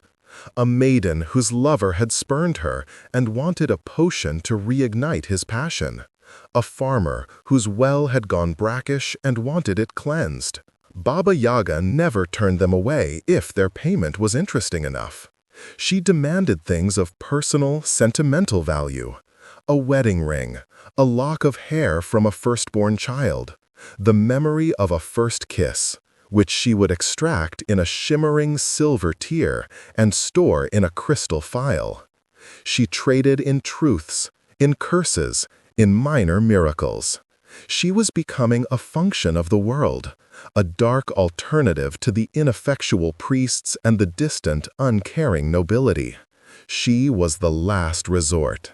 With each fulfilled request, her legend grew, its roots sinking deeper into the cultural soil of the people. She was no longer just a folktale to scare children. She was a known quantity, a terrifying but necessary part of the ecosystem of their lives. They did not love her. They feared her, but they also, in their darkest hours, needed her. She, in turn, was building a new kind of power, not just the raw elemental force of her birth, or the contained might of the hut, but a web of influence. Every person who left her gate was a thread, tied to her, carrying a piece of her story back to the world. They were living testaments to her power. Their paid prices enriched her hoard of magical potential. A soul's deep grief, captured in a locket, could fuel a month of flight. The bottled memory of a pure joy could be used to brew a potion of potent persuasion. She was no longer just surviving. She was cultivating. The bone-legged one was becoming an institution. And an institution, she was beginning to understand, had an appetite all its own. The unwilling guest. The stream of supplicants was a seasonal thing, like the migration of birds or the flowering of certain poisonous fungi. They came most often in the desperate lean months of late winter or during the turbulent storms of autumn, when hope was a scarce commodity. Baba Yaga dealt with them as she would with any natural phenomenon, with detached efficiency and an unwavering focus on the transactional nature of their visits. Her reputation solidified into a kind of grim geography. If you journeyed east of the Three Rivers, past the swamp where the willows wept, and found the courage to enter the forgotten wood, you would find the fence of bones. And if your need was great enough and your payment curious enough, you might, just might, leave with what you sought. But then came Vasilisa. She arrived not in the grim twilight or the howling dark, but on a day when a rare, feeble sun managed to filter through the canopy, dappling the forest floor with coins of pale light. The fence's hum was different this time, not the aggressive thrum it used for fearful men or the dismissive buzz for conniving merchants, but a low, curious chime. From her window, Baba Yaga saw a young girl, no more than 12 winters old, standing before the gate. She was not weeping, she was not trembling. She simply stood, her posture unnervingly straight, her hands clasped demurely in front of a simple but once fine linen dress. Her hair was the color of ripe wheat, and her eyes were wide, the color of a summer forest. In her hands she clutched a small wooden doll with a painted face tucked into the sash of her dress. This was not a supplicant. This was an offering. Baba Yaga emerged from the hut, the sunlight causing her to squint, an unpleasant sensation. The girl did not flinch at the sight of the terrifying gaunt figure. She merely curtsied, a gesture of practiced grace. "Greetings, grandmother," the girl said, her voice clear and steady. Baba Yaga's eyes narrowed. The title was not the fearful old mother or the desperate bone-legged one. It was grandmother. It was a term laden with false familiarity, a weapon wrapped in courtesy. "Who sends a child to my gate?" she rasped. "Speak quickly. The fence grows impatient." "I am Vasilisa," the girl said. My stepmother sent me. She said you are in need of a servant, of light and a fire." The stepmother. Baba Yaga's knowledge of mortal pettiness was vast. This was a classic ploy. Send the unwanted child on an impossible errand from which she will never return. But the stepmother had, perhaps unknowingly, stumbled upon a truth. The hut, for all its power, was a place of shadows and stored, stolen light. The idea of a living light, a young, vibrant soul trapped within its walls, was interesting. A novel kind of fuel, a different sort of payment. "And what do you carry in your sash, little morsel?" Baba Yaga asked, her gaze falling upon the doll. Vasilisa's hand went to it protectively. "This is my doll, grandmother, a gift from my mother before she died. She told me to always keep it with me and to give it a little food if I am ever in need. It has always helped me." A talisman, a simple but potent thing, of love and memory. Baba Yaga could feel its gentle power, a warm, golden glow, compared to the cold, sharp energies she usually collected. It was a purity that was both fascinating and repulsive. "Your stepmother offers you a servant," Baba Yaga stated. "But servants can be lazy, they can be disobedient, they can be wasteful. I have a different use for you. You will come inside. You will be my living candle. Your youth will light my home until it is burned away." A flicker of fear finally crossed Vasilisa's face, but it was quickly mastered. She nodded, a single resigned dip of her chin. "If that is your will, grandmother." Baba Yaga gestured. The bone gate swung open with a groan. Vasilisa stepped through, and the gate slammed shut behind her. The moment she crossed the threshold, the quality of the air inside the fence changed. The perpetual twilight seemed to recoil from her, the shadows deepening in contrast to her bright hair and clean dress. Inside the hut, the effect was even more pronounced. The jars on the shelves seemed to cloud over. The hanging herbs rustled uneasily. The hut itself seemed to hold its breath. Vasilisa stood in the center of the room, her eyes taking in the macabre collection with a wonder that outweighed her fear. Baba Yaga pointed a long, bony finger to the coldest, darkest corner where the shadows pooled like oil. "Sit there. Be still. Your only task is to be." Vasilisa obediently went to the corner and sat on the hard earth floor, drawing her knees to her chest. She did not complain. She did not speak. She simply sat, and in her sitting, she seemed to emit a soft, radiant light that pushed back the gloom for several feet around her. It was not a physical light, but a spiritual one, a luminescence of untarnished innocence. Baba Yaga found it irritating. It was like a constant, silent noise. She went about her work, grinding a particularly vile root that required absolute concentration, but she was acutely aware of the girl's presence. The light was a distraction. The girl's quiet breathing was a disruption to the hut's ancient silences.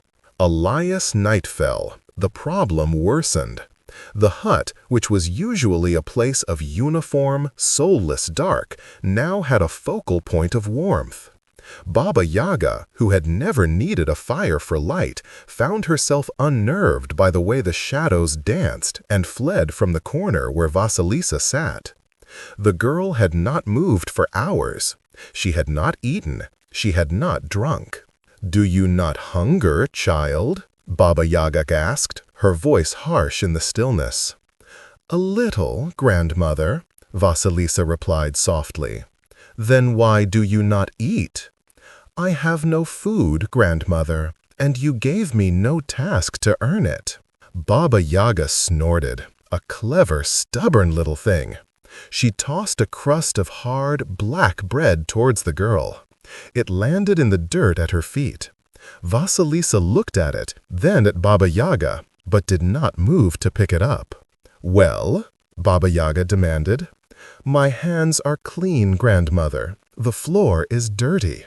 A wave of pure, unadulterated annoyance washed over Baba Yaga. This was not the cowering fear she was accustomed to. This was domestic resistance. It was an affront to the chaotic order of her domain. She was about to curse the girl into oblivion when she stopped herself. That would be to waste the resource, to break the curious, glowing toy before she had fully understood its mechanism. Later that night, while Baba Yaga pretended to sleep, she watched through slitted eyes. Vasilisa, sure the old witch was slumbering, carefully took the doll from her sash. She whispered to it, her voice a mere breath. "Little doll, I am hungry, and the bread is in the dirt. What should I do?" She then placed a crumb from her own pocket, a saved morsel from some previous meal, into the doll's tiny mouth. Then she set the doll on the floor. To Baba Yaga's astonishment, the doll, imbued with the mother's love and the girl's faith, came to life.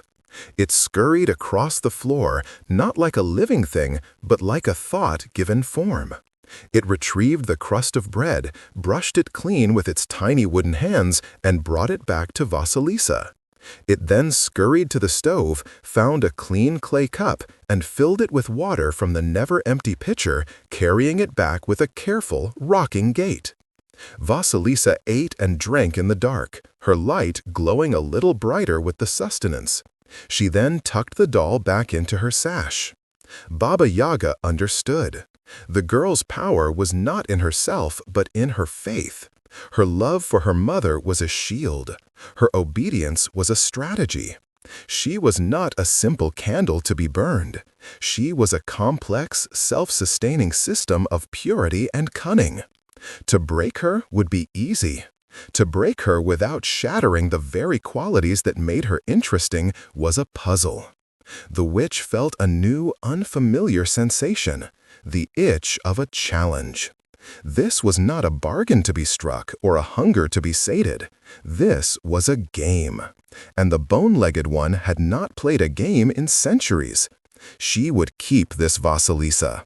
She would set her impossible tasks. She would try to extinguish that infuriating light, not out of mere malice, but to see if it could be done, to see what would be left when the last of the girl's faith was finally gone. The unwilling guest had become an experiment, and Baba Yaga, the ultimate scientist of the soul, was deeply, darkly intrigued. The 3 tasks. The first light of dawn did not so much illuminate the hut as it conceded a slow retreat to the shadows. Vasilisa was already awake, sitting upright in her corner, her hands folded in her lap. The residual glow from her presence made the hut's interior seem even more grotesque, highlighting the dust on the jars and the sinister shapes of the hanging herbs. Baba Yaga, who had spent the night feigning sleep while observing the girl's interaction with the doll, now rose from her pallet of furs with a creaking of joints that was more theatrical than necessary. She loomed over the girl, her shadow engulfing the pool of light. "You have slept in my house," she rasped. "You have consumed my air. For this you must work. I have 3 tasks for you.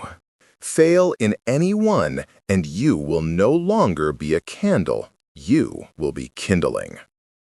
Vasilisa looked up, her summer forest eyes clear and calm. "I am ready, grandmother." "First," Baba Yaga said, pointing a twisted finger towards a huge sack of millet, swollen and dusty in another corner. "In that sack is a pound of good grain and a pound of rotten grain, all mixed together by a lazy spirit. You will separate them. Every single seed. The good in one pile, the rotten in another. You will do this before I return at sunset." It was an impossible, mind-numbing task designed to break her spirit through sheer soul-crushing tedium. Baba Yaga did not wait for a response. She turned, climbed into her mortar, and with a thrust of the pestle, shot out the doorway and into the gray morning sky, leaving Vasilisa alone in the vast, silent hut. The moment the witch was gone, the weight of the impossibility descended upon the girl. She went to the sack and untied it. A cloud of dust and the sour smell of rot billowed out. The grains were indeed perfectly mixed, thousands upon thousands of them. To separate them by hand would take weeks, not a single day. A tear, the first she had allowed herself, welled in her eye and traced a clean path through the dust on her cheek. She sat down before the monstrous sack, her shoulders slumping in defeat. Then she remembered her doll. She took it from her sash, placed it on the floor, and gave it the crumb she had saved from her meager breakfast. "Little doll," she whispered, her voice trembling. "Baba Yaga has given me a terrible task. I must separate the good grain from the rotten before sunset, or she will burn me. Please, can you help me?" She placed the doll on the lip of the sack. To her amazement, the doll's painted face seemed to take on a look of determination. It dove into the sack. A moment later, a single, plump, golden grain of millet flew out, landing in a neat pile on the floor. Then another, and another. Soon it was a stream. The doll was a blur of motion inside the sack, a tiny, miraculous engine of sorting. It worked with an impossible speed and precision, the good grains flying out to form one pile, the rotten grains being pushed to the back of the sack. Vasilisa watched, her heart swelling with a mixture of relief and awe. By the time the sun was at its zenith, the task was complete. 2 perfect mounds stood on the earth floor, one of golden goodness, the other of blackened rot. Exhausted, the doll crawled out of the sack and nestled back into Vasilisa's hands. She kissed its wooden head and tucked it away, then sat beside her perfect piles to wait. When Baba Yaga returned at sunset, the mortar scraping against the floor as she entered, her eyes immediately fell upon the 2 neat piles. A wave of cold surprise, followed by a spike of irritation, flashed through her. It was impossible, yet there it was. The girl had not just completed the task, she had done it with a perfection that was itself an insult. She said nothing. She merely grunted, a non-committal sound that could have meant anything. She pointed to the second task. "The fence," she said, "it has collected grime from the air. You will clean it. Every skull, every bone. You will polish them until they gleam like the moon. You will do this before I wake from my sleep tonight." This task was even more diabolical. The fence was immense, and its bones were imbued with ancient magic and residual terror. To touch them was to risk madness. To clean them was a sacrilege against their inherent nature.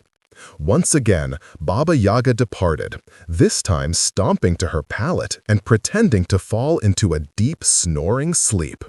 Once again, Vasilisa turned to her doll. "Little doll, she wants me to clean the bones of the fence. It is vast and I am small. What shall I do?" She fed the doll another crumb and set it by the door. The doll scurried out into the twilight. Vasilisa followed.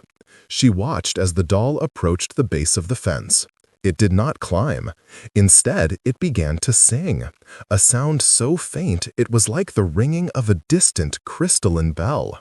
It was a song of peace, of rest, of letting go. "Allah I salam," the doll sang. A soft phosphorescent moss began to grow on the bones.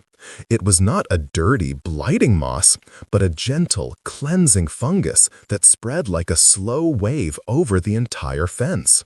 Where it passed, it absorbed the grime, the bloodstains, the psychic residue of centuries of fear, and then it flaked away, falling to the ground as a fine gray dust.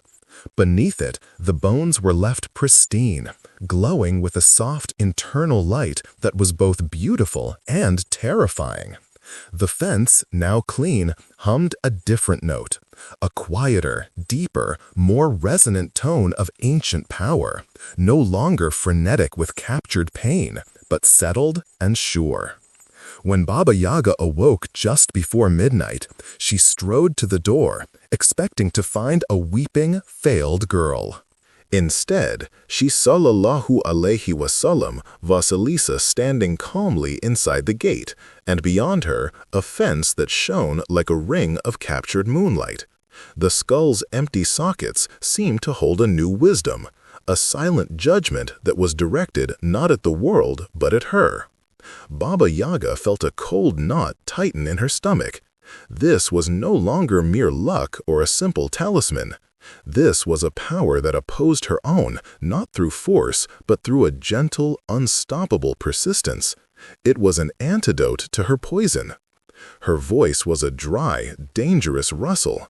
The third task. She led Vasilisa to the stove. She pointed to the darkest, most inaccessible corner of the hut, behind the great tiled structure where shadows congealed into a substance thicker than pitch. "There," Baba Yaga said, her eyes gleaming with a final, cruel certainty. "I have lost a needle, a silver needle, given to me by the north wind himself. You will find it. You will bring it to me. If you do not have it in your hand when the cock crows, you are mine to do with us I please." She then retired to her mortar, not to fly, but to sit and watch. This task was unbeatable. The corner was a nest of old spells and protective charms. Even she did not venture there. It was a void where light and reason died. The needle did not exist. It was a lie designed to force the girl to admit defeat. Vasilisa approached the dark corner. She peered into it, but her own inner light could not penetrate the absolute blackness. She held out her hand, but a cold, repelling force pushed it back. This was a darkness that had been woven into the hut's foundation. For the first time, true despair gripped her. Her doll could sort grain. It could cleanse bones. But could it find a thing that was not there? With trembling hands, she took out the doll. She had no crumb left. She had given it all her food. So instead, she gave it a tear. She let it fall onto the doll's wooden face. "Little doll," she wept, "this is the end. I cannot see. The darkness is too great. The needle is not there. She has tricked me." The doll, damp with the girl's tear, seemed to sigh. It did not move towards the darkness. Instead, it pointed a tiny wooden finger not at the corner, but at Baba Yaga herself. Vasilisa looked from the doll to the witch, who sat watching from her mortar, a smug, skeletal smile on her lips. And in that moment, Vasilisa understood. The third task was not a test of diligence or cleansing. It was a test of truth. It was a test of courage. She straightened her shoulders. She walked away from the dark corner and stood before Baba Yaga's mortar. She looked the terrifying witch directly in her winter blue eyes. "Grandmother," she said, her voice clear and firm, no longer that of a child, but of a person claiming their own power. "There is no needle." The smug smile vanished from Baba Yaga's face. The hut fell into a silence so deep it was as if the world had stopped. Vasilisa continued, "You sent me to find a thing that does not exist, to prove my failure. But I will not fail this task. My task is to tell you the truth. There is no needle." Baba Yaga stared at the girl. The infuriating light within her was not just glowing, it was blazing. She had not broken the girl with impossible labors. She had not extinguished her light with terror. Instead, the girl had used the tasks to prove the strength of her spirit and the power of her love. And now, with this final, simple act of truth-telling, she had won. The game was over, and Baba Yaga had lost. A strange, grudging respect, cold and sharp as an icicle, formed in the witch's heart. She could destroy the girl now, of course, snap her neck and be done with it. But it would be a hollow victory. It would be an admission that the girl's way, the way of faith, love, and truth, was a threat that could only be met with brute force. She would not give it that satisfaction. "You," Baba Yaga said, the word hanging in the air, "you are correct." She reached into a fold of her own ragged dress and pulled out a real silver needle. "Here, a gift for your honesty." She tossed the needle to Vasilisa, who caught it, stunned. "Now," Baba Yaga said, her voice returning to its customary rasp, but lacking its usual menace, "leave my house. You are a terrible candle. You are too bright. You make my shadows nervous. Go back to your stepmother. Take this." She snatched a skull from a nearby shelf, a small human skull with a single candle fixed in its crown, the wick glowing with a cold blue fire.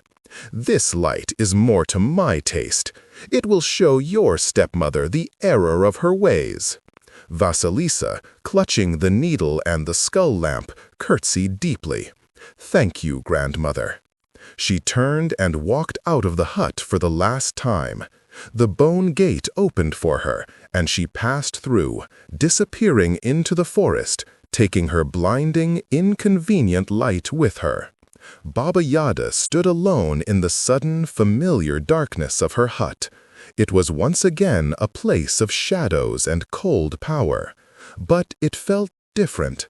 It felt empty. The experiment was over.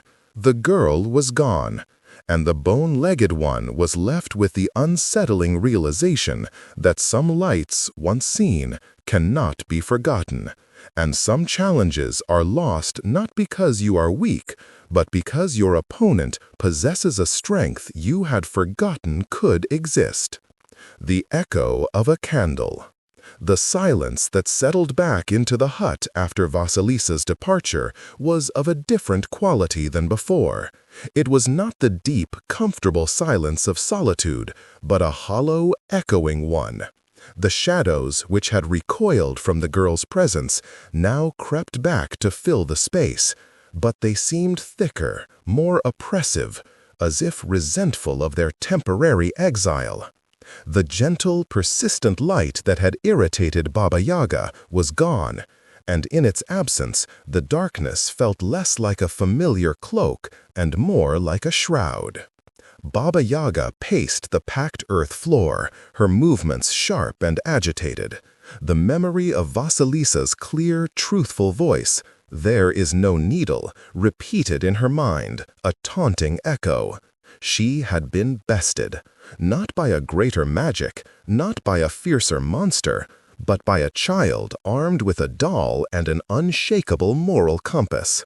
It was an affront to everything she was, to the entire brutal transactional logic upon which she had built her existence. She stalked to the shelf where she kept the vial containing the mora. The frantic scrabbling within had become a familiar, comforting sound, a testament to her power to dominate and contain. She took it down, the cold glass a reassurance in her hand. This was how the world worked.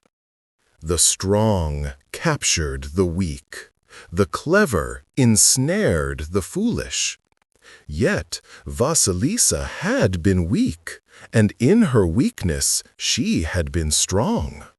The thought was a paradox that grated on Baba Yaga's soul. In a fit of pique, she hurled the vial against the ornate tiles of the stove. It shattered, and the freed mora burst forth in a cloud of shrieking black smoke. It swirled in the center of the room, trying to coalesce, to lash out at its captor. Baba Yaga did not even flinch. She simply pointed a finger and spoke a word of unbeing. The mora's shrieks were cut short as it was unraveled, its essence pulled apart into constituent threads of fear and malice, which were then absorbed by the hungry hut. The stove gave a satisfied pulse of warmth. A simple problem, solved with simple, brutal power. Why could the girl not have been so simple? She climbed into her mortar and flew out into the night, seeking the cold clarity of the high air. The wind whipped at her hair and robes, and the forest spread out below like a map of her domain. She saw the distant, hateful glow of villages. She saw the dark, twisting paths of the rivers. She saw the silver glint of a lone traveler, foolish enough to be abroad so late. She could swoop down, terrorize him, perhaps even add a new skull to her fence. The impulse was there, a familiar itch, but it felt petty. A distraction from the nagging philosophical wound Vasilisa had inflicted. The girl had operated on a different system, a system of gifts, not transactions, of faith, not force, of truth, not deception. And against that system, Baba Yaga's immense power had proven clumsy, inelegant, like trying to use a battle axe to perform surgery. For days, a restless energy plagued her. She found herself staring at the corner where Vasilisa had sat, half expecting to see the faint afterimage of her glow. She would give the hut difficult, contradictory commands, just to feel the satisfying strain of its obedience, to reassure herself of her control. She brewed potions of such vile complexity that the air around them curdled, but the achievement felt empty. The memory of the girl's doll was a particular thorn. It was not a tool of domination, but of partnership. The doll acted not out of compulsion, but out of love. Baba Yaga looked at her own tools, the mortar that flew from her will, the pestle that obeyed her command, the hut that served her out of a symbiosis of hunger and protection. They were extensions of her power. The doll was an extension of Vasilisa's heart. Driven by a need to prove her own way was superior, she decided to create a counterpart. She would not use love or memory, she would use craft and captured essence. She gathered materials from her darkest stores, a splinter from a gallows tree, a nail paring from a suicide, the final breath of a dying man caught in a sealed bladder. She worked at her loom, the one with the horrific tapestry, but now she wove a new thing. She crafted a small, rough figure, a poppet, using the gallows splinter for its spine and thread spun from shadow for its body. She stuffed it with bitter herbs and the nail paring, then sealed the final breath inside it. She animated it not with a mother's blessing, but with a spell of binding, forcing a minor, captive spirit, a kikimora she had trapped in a teapot, into the crude doll. She placed it on the floor and commanded it to fetch her a specific jar from a high shelf. The poppet twitched. It took a lurching, unnatural step, then another. It moved like a corrupted insect, its motions jerky and pained. It reached the shelf and began to climb, its shadow thread fingers digging into the wood. It reached the jar, wrapped its limbs around it, and began its descent. Halfway down, it faltered. The trapped kikimora spirit, resentful and rebellious, fought the binding. The poppet lost its grip. The jar, filled with powdered mummy, fell and shattered on the floor, releasing a cloud of ancient dust and a wail of profaned death. Baba Yaga shrieked in frustration and blasted the poppet with a bolt of freezing magic, shattering it into its component parts. The kikimora spirit escaped with a gleeful hiss and vanished through a crack in the wall. She stood amidst the wreckage, breathing heavily. Her creation had been powerful, in its way, but it was unreliable. It was a slave, and slaves always yearn for freedom. Vasilisa's doll had been a friend. The failure was illuminating, and the illumination was galling. Her way, the way of absolute control, had limits. It could command obedience, but not loyalty. It could instill fear, but not faith. It could break things with magnificent efficiency, but it could not create the delicate, resilient strength she had witnessed in the girl. She did not admit defeat. A being like Baba Yaga could never admit defeat. But she filed the knowledge away, a dangerous and uncomfortable data point in her understanding of the cosmos. The world was not merely a hierarchy of power, it was also a web of connections that operated on principles she could not and would not emulate, but which she was now forced to acknowledge. The echo of the candle's light had faded from her hut, but it had left a permanent stain on her perception.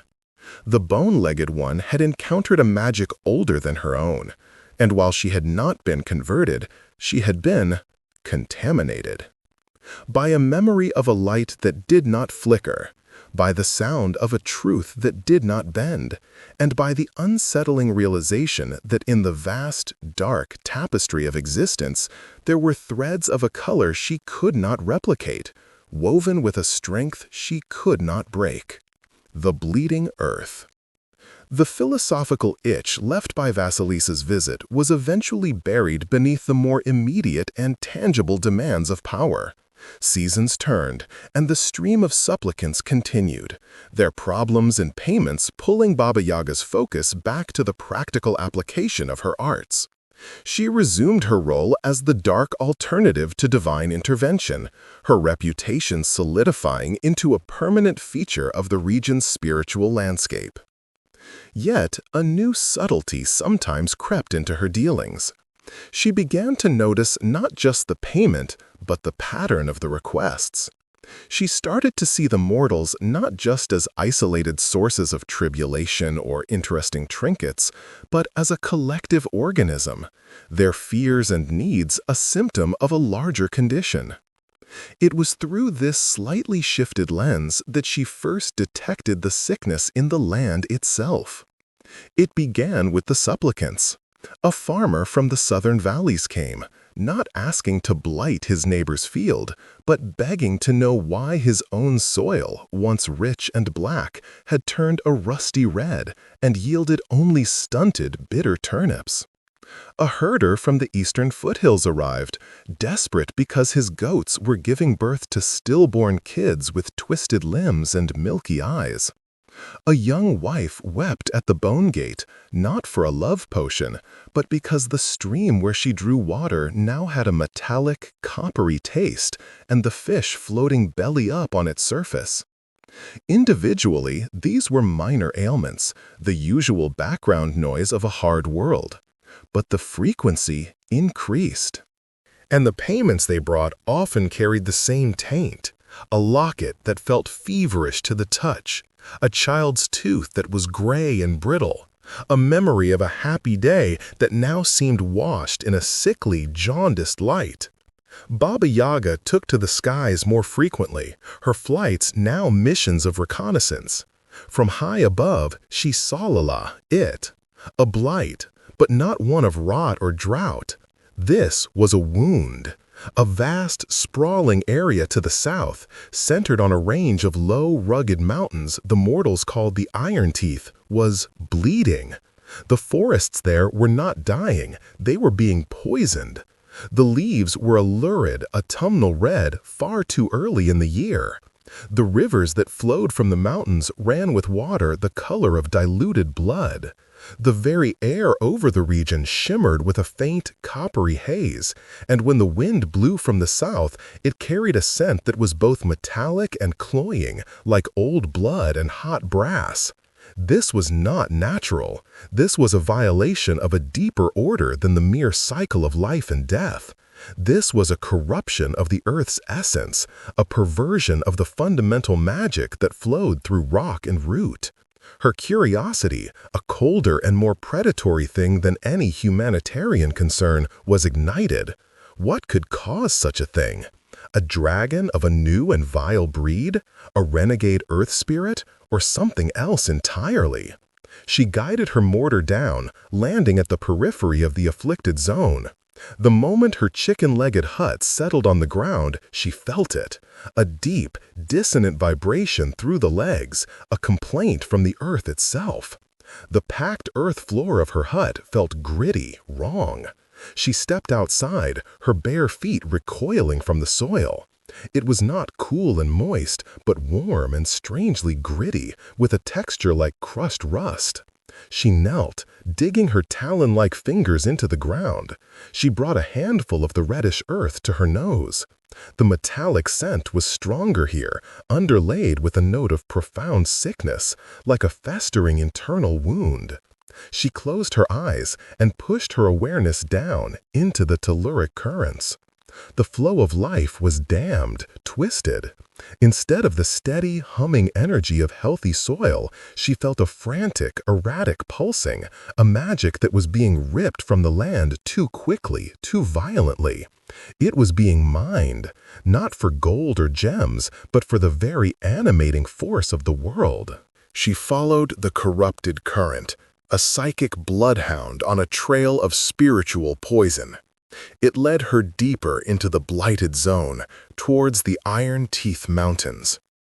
The forest around her was a silent, screaming tableau. Trees stood with their bark split, oozing a sap the color of congealed blood. No birds sang. The only movement was the scuttling of oversized, armored insects, their carapaces the same dull red as the soil. After a day's journey, she found the source. It was not a creature, but an industry. Carved into the side of the mountain was a vast, gaping mine entrance, far larger than any mortal endeavor. It was not a rough-hewn hole. Its edges were smoothed, fused as if by tremendous heat, and etched with runes that made her own eyes water to look upon. They were not runes of the earth or the first language. They were runes of binding, of extraction, of consumption. They were a grammar of theft on a continental scale. From the mouth of the mine, a river of the red, toxic slurry flowed, pouring into a man-made catchment that stained the valley below. And around the mine, figures moved. They were not men. They were roughly humanoid, but built of scrap metal, grinding gears, and pistons that hissed steam into the poisoned air. Their heads were featureless metal domes, save for a single glowing red lens where a face should be. They moved with a jerky, relentless efficiency, shoring up tunnels, carting away loads of the glowing red ore in wheelbarrows that moved on their own, their wheels spinning with no visible force. Golems. But unlike the earthy, magical constructs she knew, these were things of forge fire and mechanics, animated by a logic that was alien and hostile to the natural world. They were the instruments of the bleeding. And at the center of the activity, standing before the mine entrance as if overseeing its own grotesque birth, was a figure. It was tall and clad in articulated plates of black iron, polished to a mirror shine that reflected the blighted landscape in distorted, horrific fragments.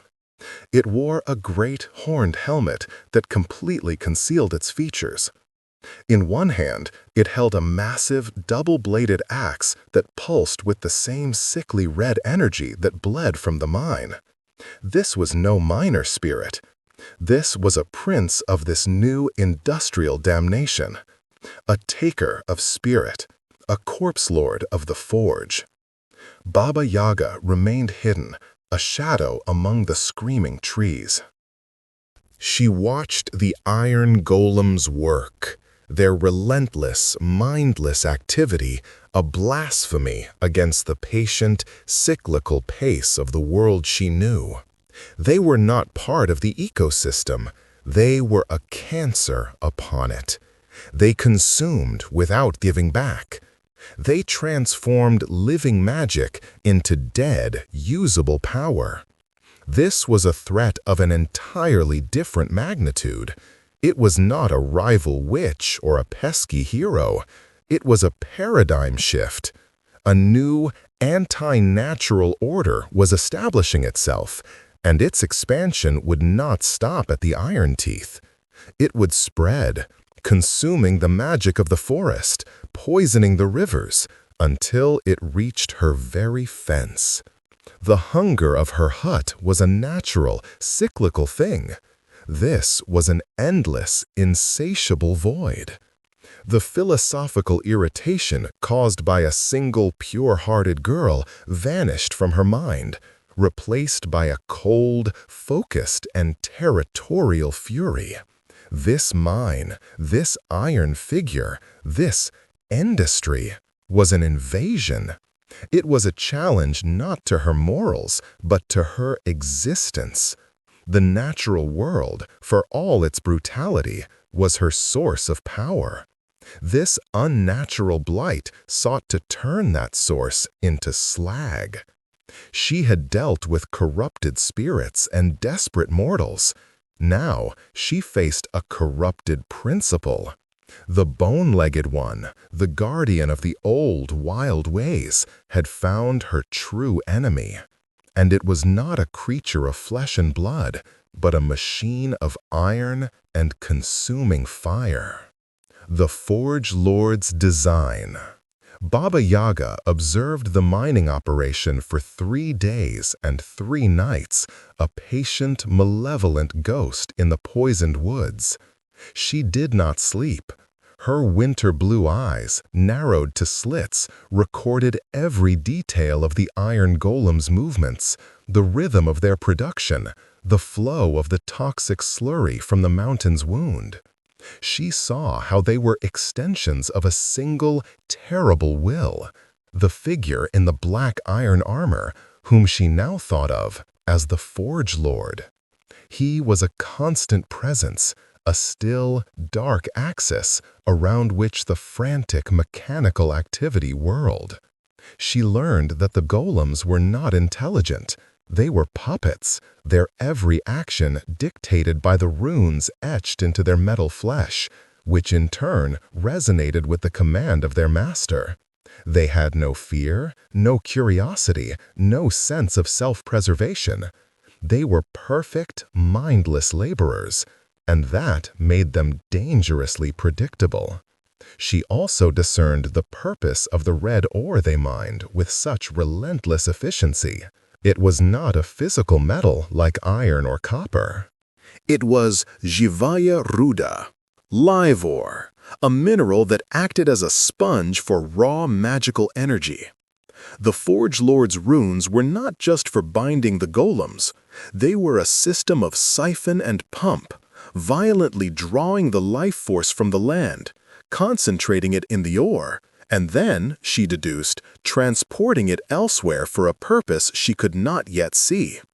The mine itself was a heart, but one that beat in reverse, pulling life in instead of pushing it out.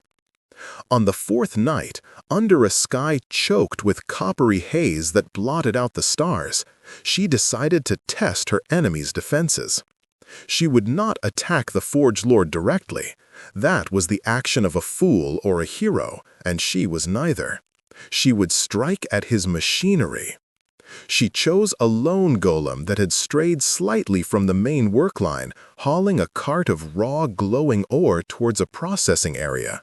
A series of great, grinding stone wheels powered by a churning, polluted water wheel. The creature moved with a clockwork gait, its single red lens sweeping back and forth in a pre-programmed arc. Baba Yaga emerged from the shadows, silent as a falling leaf. She did not use a flashy spell. She approached the construct from its blind spot and placed her bare, bony hand upon its back. The metal was warm, almost feverish, vibrating with the captive magic it carried.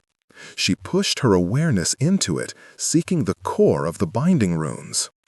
It was like dipping her mind into a vat of boiling acid. The magic here was not the organic, flowing energy of the forest. It was sharp, geometric, and rigid. It was a prison for power, not a conduit. She found the primary rune of animation, a complex sigil etched into the golem's iron spine. She began to whisper the words of the first language, the language of unraveling, seeking to fray the edges of the rune, to introduce a flaw into its perfect, logical structure. The golem stopped, its red lens fixed forward. A low, grinding hum emanated from its chest. It was not a sound of alarm, but of system error. The conflicting commands, the Forge Lord's binding, and Baba Yaga's unraveling caused a feedback loop within its simplistic consciousness. Then, with shocking suddenness, it reacted. It was not programmed for self-defense, but for the preservation of its function. Its arm, a piston-driven limb ending in a crude pincer, swung back in a blindingly fast, brutal arc, not aimed at her, but at the source of the magical interference, its own spine. Crack! The sound was a sickening mix of shearing metal and shattering stone. The golem's pincer struck its own back, shattering the rune and severing the central column of its construction. The red light in its lens died instantly. The construct froze, a statue of scrap metal, then collapsed into a lifeless heap, its magical energy dissipating into the tainted air with a sorrowful sigh. Baba Yaga stepped back, her lip curled. It had chosen self-destruction over subversion. There was no bargaining with such a thing, no corrupting it, no turning it to her will. It was a tool, and a broken tool was discarded. The response from the mine was immediate. A horn blew, not a sound of animal horn or brass, but a deep, resonant boom that seemed to vibrate through the very rock. All activity ceased. Every single golem stopped in its tracks. Their featureless heads swiveled as one, and every single red lens focused on the spot where their compatriot had fallen. From the mine entrance, the Forge Lord emerged. He moved not with the jerky motion of his creations, but with a slow, ponderous, and terrifyingly deliberate stride. He walked to the pile of scrap that had been the golem. He did not look at it with anger or curiosity. He knelt, and with one gauntleted hand, he picked up a piece of the shattered rune-inscribed spine. He held it to the light of the polluted moon, studying the break. Then he turned his horned helmet. Though she was shrouded in shadow and magic, Baba Yaga felt the full weight of his attention. He could not see her, but he knew. He knew a force opposed to his design had acted. He stood. He raised his axe, and the red pulse within it quickened, beating like an angry heart. He pointed the weapon not at the forest, but at the ground. A new rune, vast and complex, flared to life around his feet, burning its pattern into the red earth. The ground trembled. From other mine entrances, smaller tunnels she had not noticed, new forms began to emerge. These were not laborers. They were hunters. They were sleeker than the worker golems, built for speed and purpose. Some ran on 4 legs like metallic hounds, their jaws bristling with spinning saw teeth. Others scuttled on multiple limbs like iron spiders, with needle-like probes instead of pincers. Their single red lenses were brighter, their movements more fluid and predatory. They were the mine's immune system, and it had just been activated. The Forge Lord made a sweeping gesture with his axe. The hunter golems fanned out, their lenses scanning the terrain, not for life, but for the specific magical signature of the attack, the lingering trace of her unraveling spell. Baba Yaga did not wait to be found. She melted back into the forest, her form blurring with the shadows. She moved with a speed that defied her appearance, a whisper of motion through the dying trees. She could hear the hunter golems behind her, their metal feet crunching on the brittle soil, their sensors sweeping the area. One of the hound-like constructs picked up her trail and gave chase, its salala teeth whirring. She led it on a twisting path, deeper into the blighted woods. When it was isolated, she turned to face it. It lunged, a projectile of sharp edges and malevolent intent. She did not try to unravel it. She simply pointed a finger and spoke the true name of Rust. A wave of decay shot from her fingertip. It washed over the iron hound, and where it passed, the polished metal bloomed with orange and red in an accelerated frenzy of oxidation. The whirring salala teeth seized, frozen in a cake of corrosion. The joints locked. The red lens clouded over and went dark. The hound collapsed mid-leap, hitting the ground not as a machine, but as a pile of ferrous oxide, crumbling into dust. It was effective, but costly. Speaking such a potent, focused word of decay drained her. She could not fight an army this way. She returned to her hut, the hunter golems having lost her trail at the edge of the most deeply poisoned zone. As she crossed the threshold, the hut greeted her with an anxious shudder. It had felt the alien, anti-magical nature of the threat. She stood in the center of her home, the familiar chaos a comfort after the sterile horror of the mine. The Forge Lord was a problem of a scale she had never faced. He did not seek to bargain, to corrupt, or to coexist. He sought only to consume. His power was not drawn from the world, but imposed upon it.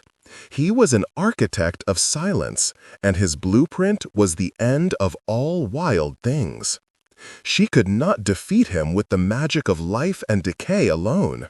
His domain was the antithesis of life, and his constructs had never been alive to begin with. To fight this new enemy, she would need to understand its logic. She would need to find its weakness, not in its strength, but in the gaps of its terrible, perfect design. And for that, she realized, with a cold knot of dread in her stomach, she could not rely solely on the old ways.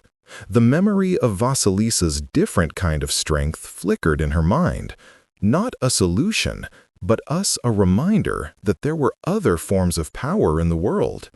To defeat a force that sought to make everything the same, she might need to become something more. An unlikely counsel. The threat of the Forge Lord was a blight that transcended territory. Baba Yaga, for the first time in centuries, felt the cold touch of a fear that was not for her immediate safety, but for the very context of her existence. The forest was not just her home, it was her source, her lexicon of power. If the Forge Lord's corruption spread, it would be like a physician watching a plague approach, knowing it would kill not only the patient, but also the very principles of medicine. Retreat was not an option. Her power was rooted to this land, to this specific ancient magic. To flee would be to wither. She had to fight. But the direct assault had proven the Forge Lord's defenses were formidable, and his resources seemed limitless. He could afford to lose 100 golems. She could not afford to be drained by a dozen. She needed intelligence. She needed to understand the scope of the threat, and for that, she needed to speak to the other powers of the forest. It was a distasteful, almost humiliating prospect. She was a solitary predator, not a pack hunter, but the Forge Lord was not a prey. He was a competing ecosystem. Her first visit was to the Vodyanoi. She flew her mortar to the heart of the Great Swamp, a vast mist-shrouded bog of still black water and gnarled cypress trees. The air here was thick with the smell of decay and the chorus of frogs. She landed on a small, unstable island of peat and roots and struck the water 3 times with her pestle. The water before her bubbled and churned. A moment later, the Vodyanoi surfaced. He was a monstrous figure, his body like that of a bloated, muscular old man, but covered in slime and weeds. His face was frog-like, with a wide, lipless mouth, and his hands and feet were webbed. He was the master of the drowned, the spirit of the deep, still waters. "Bone-legged one," he gurgled, his voice the sound of water choking a drain. "The swamp is dying, old mud-head," Baba Yaga retorted, dispensing with pleasantries. "The rivers that feed your domain run red with poison from the iron teeth. Can you not taste the metal on your own fish?" The Vodyanoi's bulbous eyes narrowed. "I taste it. The fish grow strange. The drowned ones in my halls grow restless. Their sleep is troubled by the grinding from the mountains. What is it to you? You are a creature of the earth and air." "The earth is bleeding," she said. "The air is thick with the breath of a forge. When the rivers are dead and the forests are dust, what will you rule? A graveyard of silt and bones? The thing in the mountain does not distinguish between my magic and yours. It consumes all. The Vodyanoi was silent for a long time, the only sound the lapping of the poisoned water against the peat. "I have seen his workers," he said at last, his voice a low rumble. "They come to the riverbanks. They do not drink. They do not fear the current. They take samples of the water in their metal claws. They are studying the poison. They are measuring their own success." He looked at her, a spark of ancient malice in his eyes. "I drowned 3 of them. They did not struggle. They simply sank, their red eyes glowing until the mud claimed them. But more come the next day." "He is a tide," Baba Yaga said. "You cannot stop a tide by drowning single waves." Her next visit was to the Leshy. She found him in the deepest part of the healthy forest, where the trees were so thick they created perpetual night. He did not have a fixed form. He was a presence, a shifting shape of bark and leaf and shadow. One moment he appeared as a tall, twisted man with moss for a beard. The next, he was the face in the pattern of the bark on a giant oak. "Daughter of winter," his voice whispered from the rustling leaves. "You bring the stink of the blight with you. Why have you come to my green cathedral?" "Your cathedral has a cancer, old stump spirit," she replied, standing her ground. "The sickness from the iron teeth creeps north. The trees at the border shed their leaves in summer. Their sap is thick and black." The Leshy coalesced into his man-like form, his eyes glowing like foxfire. "I know this. The birds bring me news. The squirrels report that the nuts there are hollow and bitter. The very ants have abandoned their hills. The thing of metal and fire fears nothing I can send against it.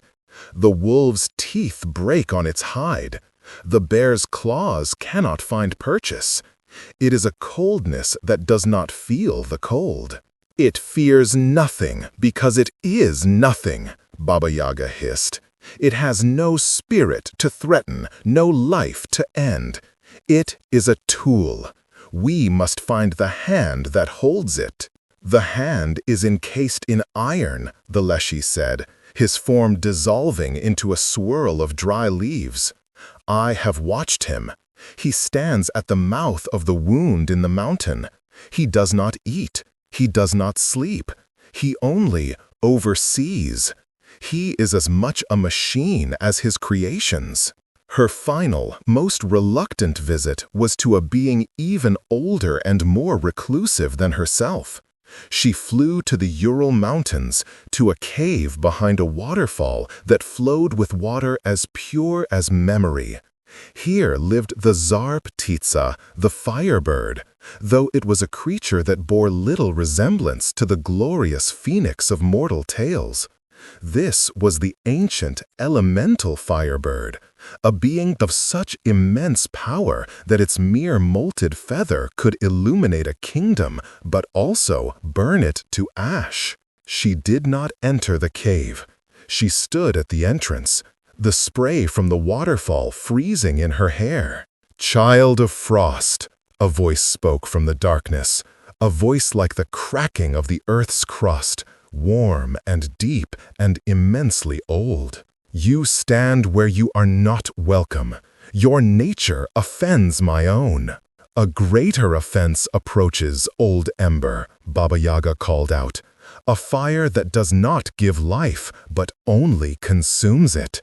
A forge that seeks to melt the world down to its base components. Have you not felt the magic of the world being leached away? Have you not felt the balance shift?" A single, glowing eye opened in the darkness of the cave, larger than her mortar.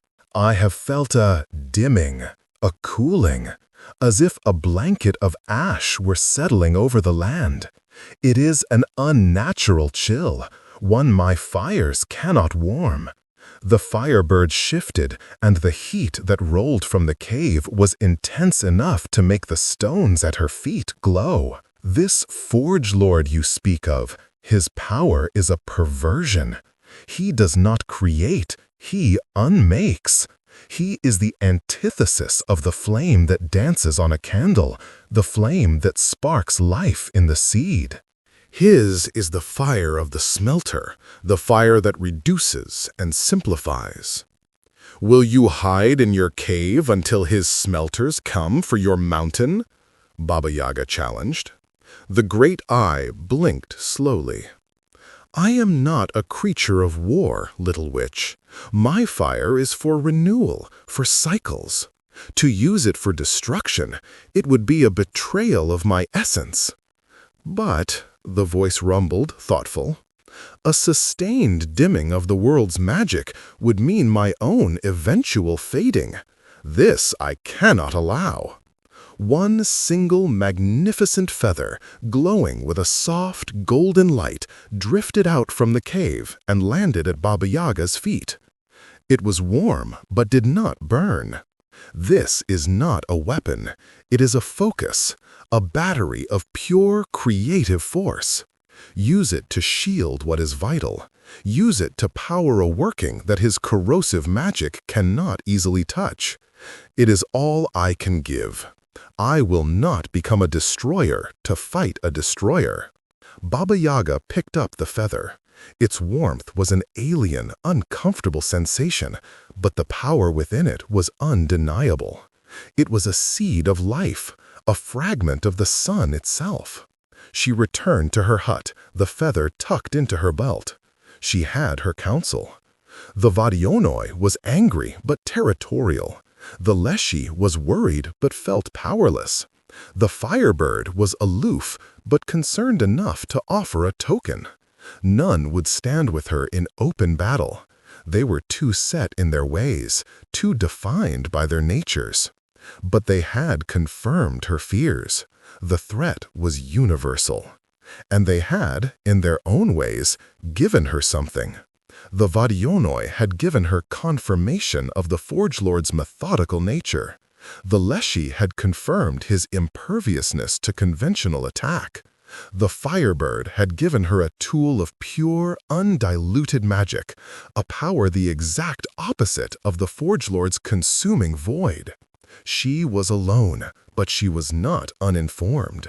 The bone-legged one sat in her hut, the Firebird's feather glowing on her table, and began to plan. She would not meet the Forge Lord's strength with strength. She would have to be cunning. She would have to be a poison in his gears, a flaw in his design. She would have to fight a war of magic against anti-magic, of chaos against order, of life against the machine. The war for the soul of the world had begun, and its most unlikely and terrifying general was a witch in a house that stood on chicken legs. The weaving of a counterspell. The Firebird's feather lay on Baba Yaga's work table, a sliver of captured dawn in the perpetual twilight of her hut. Its light was not the harsh, revealing glare of the sun, but a soft, generative glow that made the hanging herbs seem more vibrant, and the dust motes dance like tiny fairies. To Baba Yaga, it felt like a live coal in her gut, a power both magnificent and deeply unsettling. It was the essence of creation, and her own magic was so often a tool of unraveling and decay. To wield this would be like trying to perform surgery with a forge hammer. But the Forge Lord was a problem that could not be unraveled. He had to be opposed. His power was a systematic negation, and to fight it, she needed a spell not of destruction, but of preservation and amplification. A shield for the wild, a catalyst for life. She began the most complex working of her long existence. This was not a simple curse or a potion. It was a tapestry of power, woven from disparate and often contradictory threads. The first thread was the feather itself. She did not use it whole. That would be wasteful, like using a kingdom's treasury to buy a loaf of bread. With a knife made of obsidian, she carefully shaved minute filaments from the edge of the feather. Each filament sparked and hummed with potential, and she caught them in a mortar carved from a single moonstone, a vessel that would not contaminate the pure energy. To this, she added the second thread, memory. Not the bottled, stolen memories of supplicants, but the ancient, foundational memories of the land itself. She flew to places of power, the heart of a primordial forest untouched by axe or blight, the source of a river that began as a spring from living rock, the summit of a mountain that had never been climbed. At each, she did not take anything. Instead, she used the moonstone mortar to listen. She captured the echo of the forest's first growth, the song of the river's birth, the silence of the mountain's ageless patience. These were not spells, but concepts, the fundamental truths of a healthy world. The third thread was the most dangerous to handle, the essence of the blight itself. She returned to the periphery of the poisoned zone. Using a flask of crystal so pure it was almost invisible, she collected a sample of the red, metallic water from the tainted river. She captured a handful of the gritty, rust-colored soil. She even managed to trap a wisp of the coppery haze that hung in the air, sealing it with a cork made from the heartwood of a lightning-struck oak. Back in her hut, the real work began. The counterspell could not be a simple wall of force. The Forge Lord's magic was a corrosive. It would eat through any static defense. Her spell had to be alive. It had to be adaptive. It had to be a reflection of the natural world itself, a system, not a shield. She sat before her great loom, the one whose previous tapestry she had covered. Now she removed the linen shroud. The horrific scene of a village consumed by shadow was still there, woven with threads of despair and lost hope. It was a perfect foundation. She would not weave a new tapestry on a blank frame. She would weave her new spell over the old one, using the existing dark magic as an anchor, a contrast to the light she was about to introduce. She began to weave. The warp was spun from the filaments of the firebird's feather, strands of golden light that she threaded through the loom with infinite care. The weft was a complex braid. She took a thread imbued with the memory of the primordial forest and combined it with a single, glowing filament from the feather. As she wove it through the golden warp, she whispered the true name of growth, but a specific, aggressive growth, the kind that saplings break through stone, that sent roots to shatter foundations. She took a thread carrying the song of the river's source and braided it with another filament. As she wove it, she chanted the true name of purity, not a passive cleanliness, but an active, scouring flow that could grind mountains to sand and wash away impurity. She worked for days, her hands moving with a speed and precision that defied her bony appearance. The hut was filled with a low, resonant hum, the sound of immense powers being forced into a new, coherent pattern. The skulls on the shelves watched with their empty sockets, and the fence outside glowed in sympathetic resonance. The final, most critical element was the blight itself. She could not simply oppose it. She had to turn its own nature against it. She uncorked the crystal flask containing the coppery haze. Using a pair of tweezers made of dragon bone, she carefully drew out a single, shimmering strand of the metallic corruption. It fought her, trying to corrode the bone, but the dragon's essence held firm. She laid this corrosive strand alongside a braid of the mountain's silence and a final, potent filament from the firebird's feather. This was the riskiest part. She was introducing the poison into the cure. She began to weave this combined thread into the very center of the tapestry. She did. She did not speak a word of opposition or destruction. Instead, she whispered the true name of balance. She whispered the name of entropy. She invited the blight in, but she surrounded it with the immutable patience of the mountain and the unquenchable creative fire of the feather. The spell she was creating would not destroy the Forge Lord's corruption.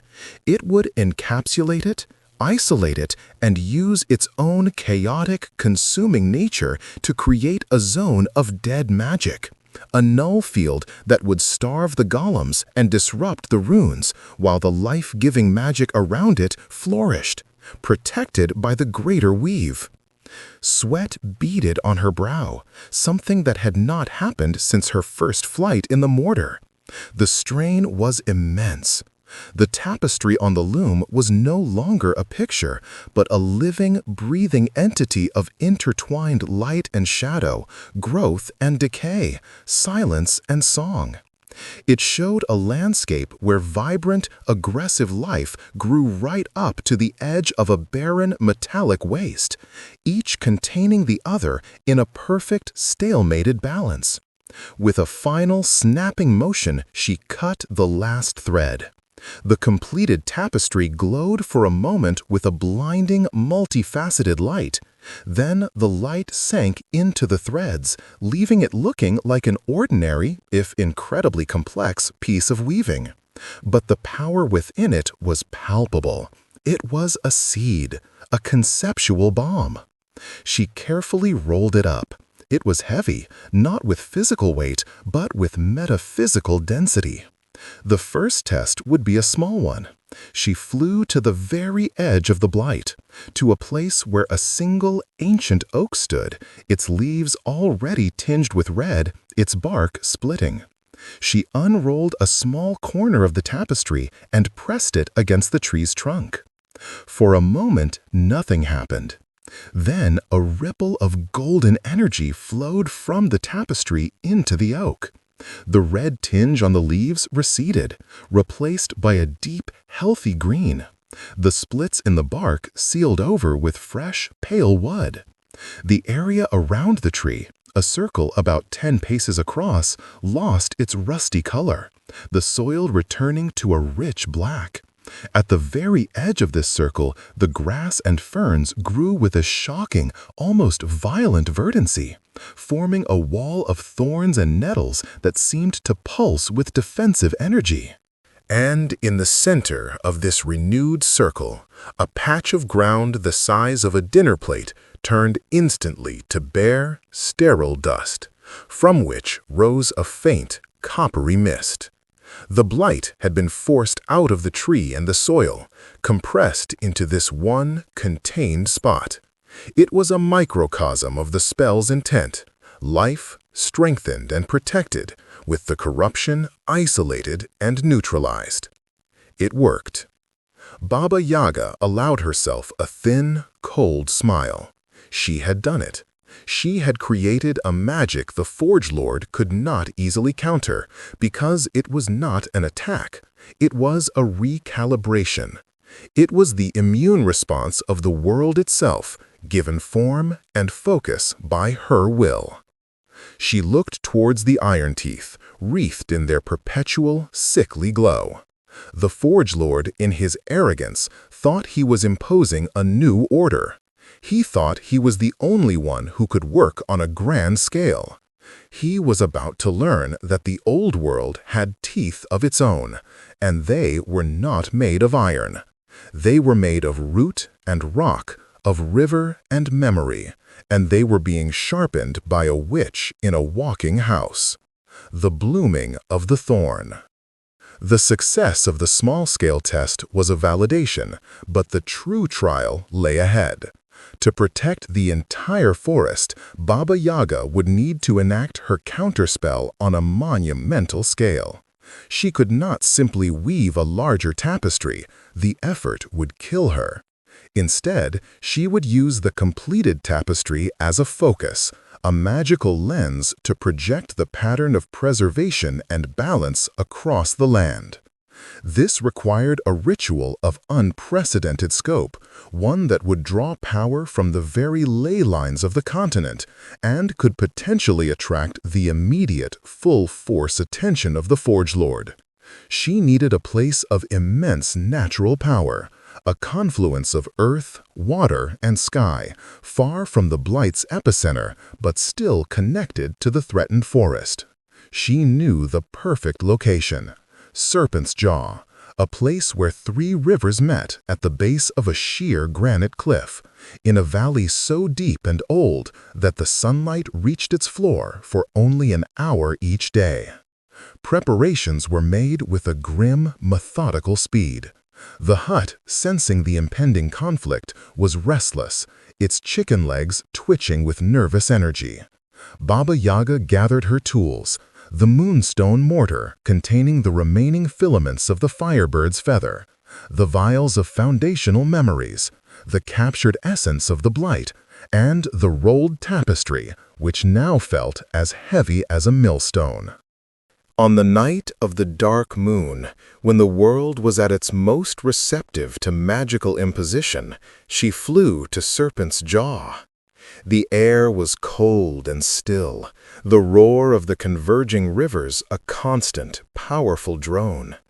She landed her mortar on a great, flat stone in the very center of the river junction, the water foaming white around her.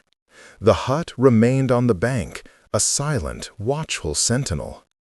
She unrolled the tapestry and weighted its corners with stones that had never seen the sun, retrieved from the deepest cave she knew. It lay before her, a map of a world in perfect, tense equilibrium. Then she began. She started by chanting the true names of the 3 rivers, calling not to the water itself, but to the concept of flow, of persistence, of the journey from source to sea. The water around her stone began to swirl, not with current, but with captured light, glowing with a soft, blue-silver luminescence. Next, she addressed the granite cliff, speaking the true name of endurance, of foundation, of deep time. The rock face began to hum, a low subsonic vibration that she felt in her teeth. Veins of crystal within the granite sparkled, conducting the magical energy she was raising. She took a pinch of the feather filaments from the moonstone mortar and cast them into the air above the tapestry. They did not scatter. They hung there, forming a constellation of golden points that mirrored the pattern of the weave below.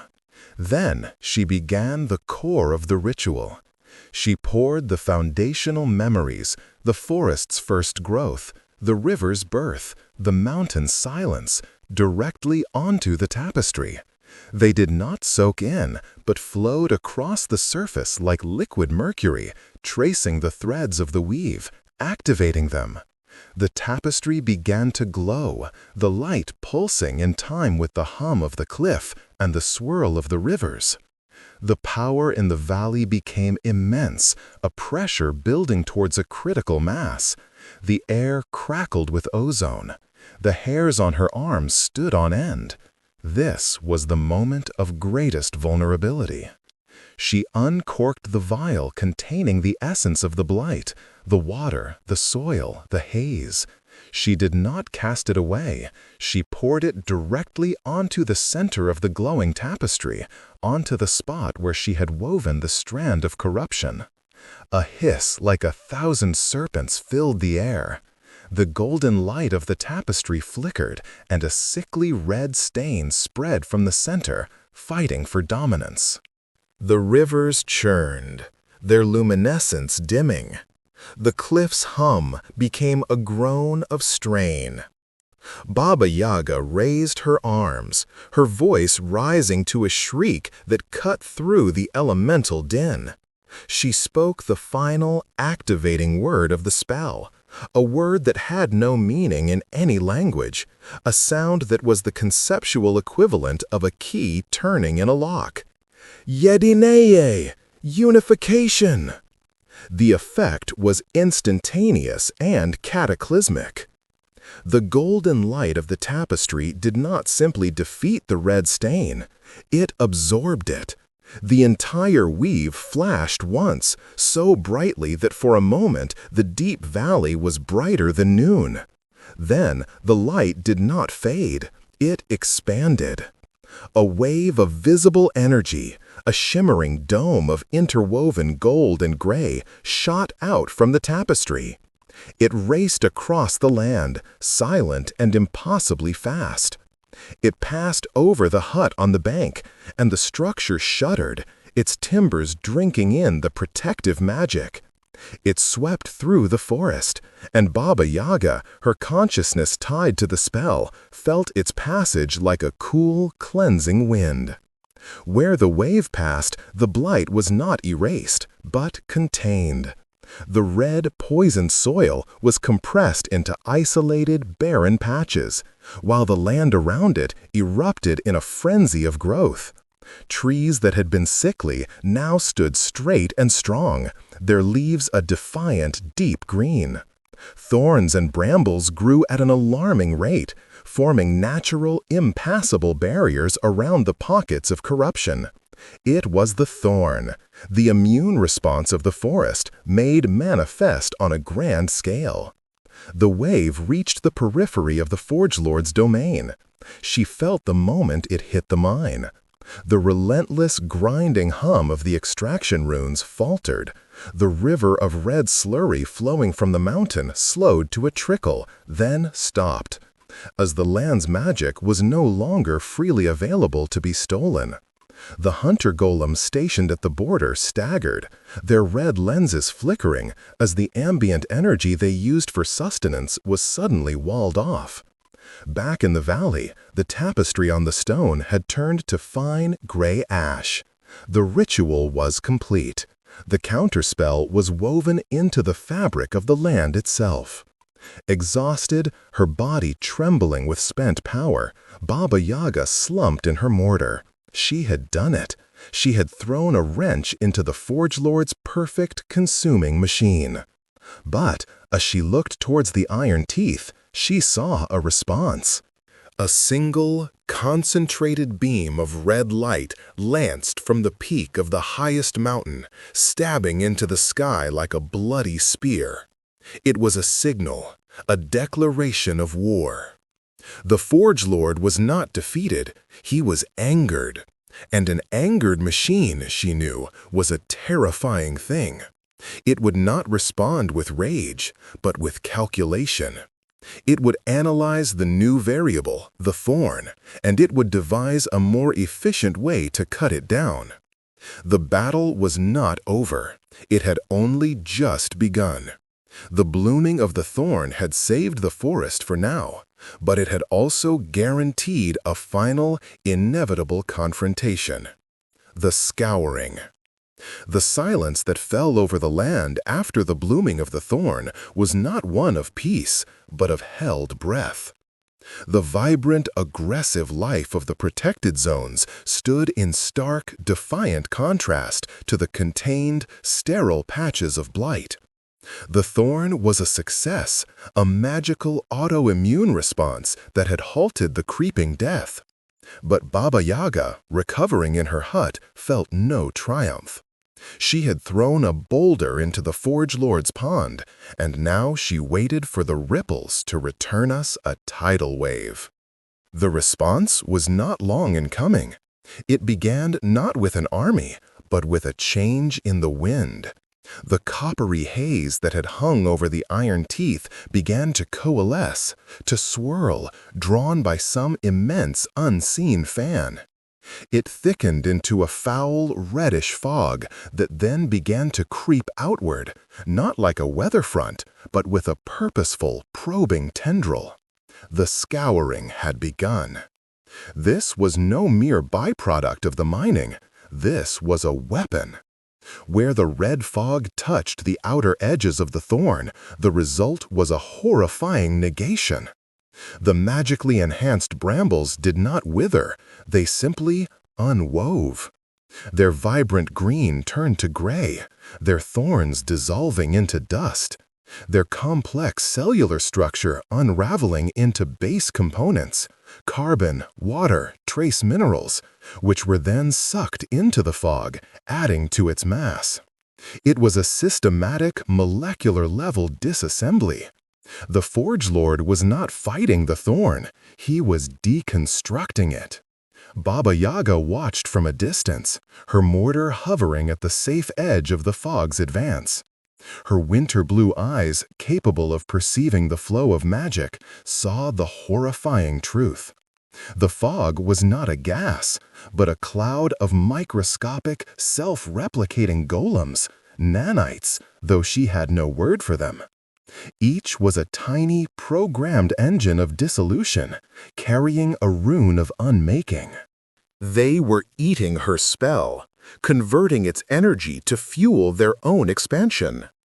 The Thorn's defensive magic, designed to combat a large-scale corruption, was useless against this microscopic, insidious assault. It was like trying to stop a plague with a sword. The fog advanced, meter by inexorable meter. The vibrant green wall of the thorn receded, leaving behind a perfectly smooth, sterile plain of bare earth. It was a more complete and terrifying destruction than the original blight had been. The blight poisoned, the scouring erased. Panic, a sensation she had almost forgotten, flickered in her chest. Her great working, the culmination of her knowledge and the Firebird's gift, was being systematically deleted. She had to act, but direct confrontation was suicide. To fly into that fog would be to have her own magic, her very essence, unraveled. She needed a new strategy. She needed to fight chaos with chaos. She flew not towards the fog, but away from it, deep into the healthy, now threatened heart of the forest. She went to the places that had not seen the touch of man or machine, to the realms of the feral and the primordial. She sought not allies, but weapons. Her first stop was a stagnant, mosquito-clouded bog, the domain of a bolotnik, a swamp spirit far more ancient and vile than the Vodyanoi. It was a creature of rot and fecundity, a bubbling, shapeless mass of peat and hatred.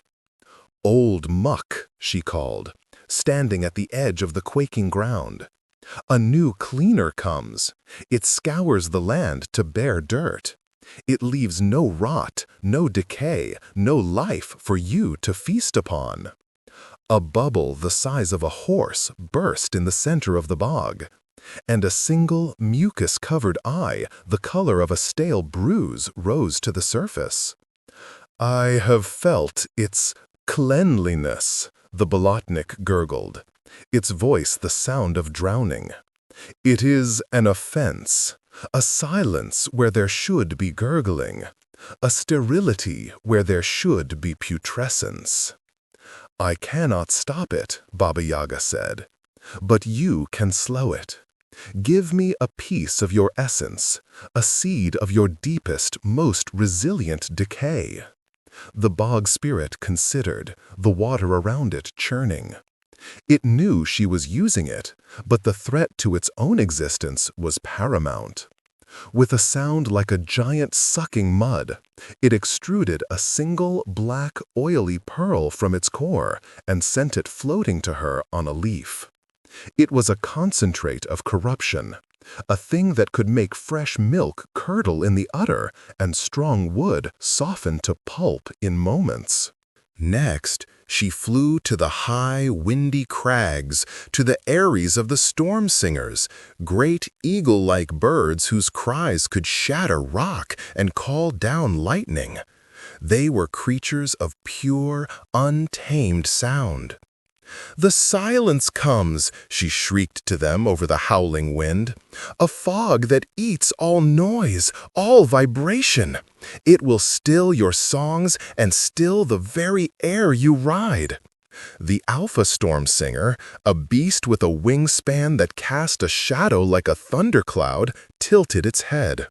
It had seen the advancing wall of quiet. It gave a single, piercing cry that cracked a nearby stone in two. Then it plucked one of its own primary feathers, a shaft that hummed with captured sonic energy, and dropped it at her feet. Her final ingredient came from the deepest cave where the earth's blood flowed hot and slow. Here in the absolute dark lived the podzemny zmei, the underground worm, a blind, colossal creature that sensed the world through tremors and heat. It was a being of pure, dumb inertia. "The vibration of the world is changing," she whispered into the cavern's mouth, her voice echoing into the abyss. "The great grinders are still. A new vibration comes, one that smooths and silences. It will starve your senses." From the darkness, a single, crystalline scale, shed from the worm's obsidian hide, was pushed to the entrance. It was still warm from the creature's blood, and it pulsed with a deep, subsonic frequency, a note of pure, grounding earth. She returned to her hut as the scouring fog consumed another mile of the thorn. She had no time for an elegant weave. She took a common clay pot and began a brutal, chaotic amalgamation. She threw in the black pearl of decay, the humming storm singer feather, and the warm worm scale. She did not chant words of binding or balance. She screamed words of disruption, of dissonance, of chaotic resonance. She was not creating a counterspell. She was creating a magical dirty bomb. When the pot began to shake and glow with an ugly purple-black light, she knew it was ready. She flew to the leading edge of the scouring fog. The wall of gray, sterile earth was advancing before it, a silent testament to its power. With all her strength, she hurled the clay pot directly into the heart of the red fog. There was no explosion of light or fire. Instead, there was a wrongness. The orderly, disciplined fog convulsed. The microscopic disassembly golems, programmed for a single, efficient task, were suddenly bombarded with conflicting, chaotic signals. The seed of decay introduced random errors into their replication cycles. The sonic frequency from the feather caused them to vibrate at a destructive resonance. The grounding pulse from the worm scale disrupted their connection to the Forge Lord's central command. The red fog began to tear itself apart. Patches of it turned black and fell from the sky as a corrosive rain. Other sections simply froze in place, their runes overloading, and fell to the ground as a fine, inert metallic dust. A great rift was torn in the advancing wall of the scouring. It was not a permanent victory. Already, she could see the fog reknitting itself at the edges, new golems being manufactured to replace the lost ones. The Forge Lord's industrial base was intact. But she had bought time. She had proven his perfect system could be infected. It could be made to glitch. She had stopped the scouring's advance, for now, by introducing a virus into the machine. The Forge Lord would now have to pause his consumption to analyze this new variable, to upgrade his defenses against this primitive, chaotic form of warfare. Alayhi salam, she flew back to her hut, the air reeking of ozone and acid. Baba Yaga understood the new nature of the war. It was no longer a battle of spells, but of systems. Her system was the ancient, complex, and resilient ecosystem of the natural world. His was the sleek, efficient, but brittle system of the machine. She had just introduced a plague into his sterile paradise, and she was only just beginning to learn how to spread the disease. The heart of the machine. The temporary halt of the scouring bought a precious commodity, time. But Baba Yaga knew it was a respite, not a reprieve.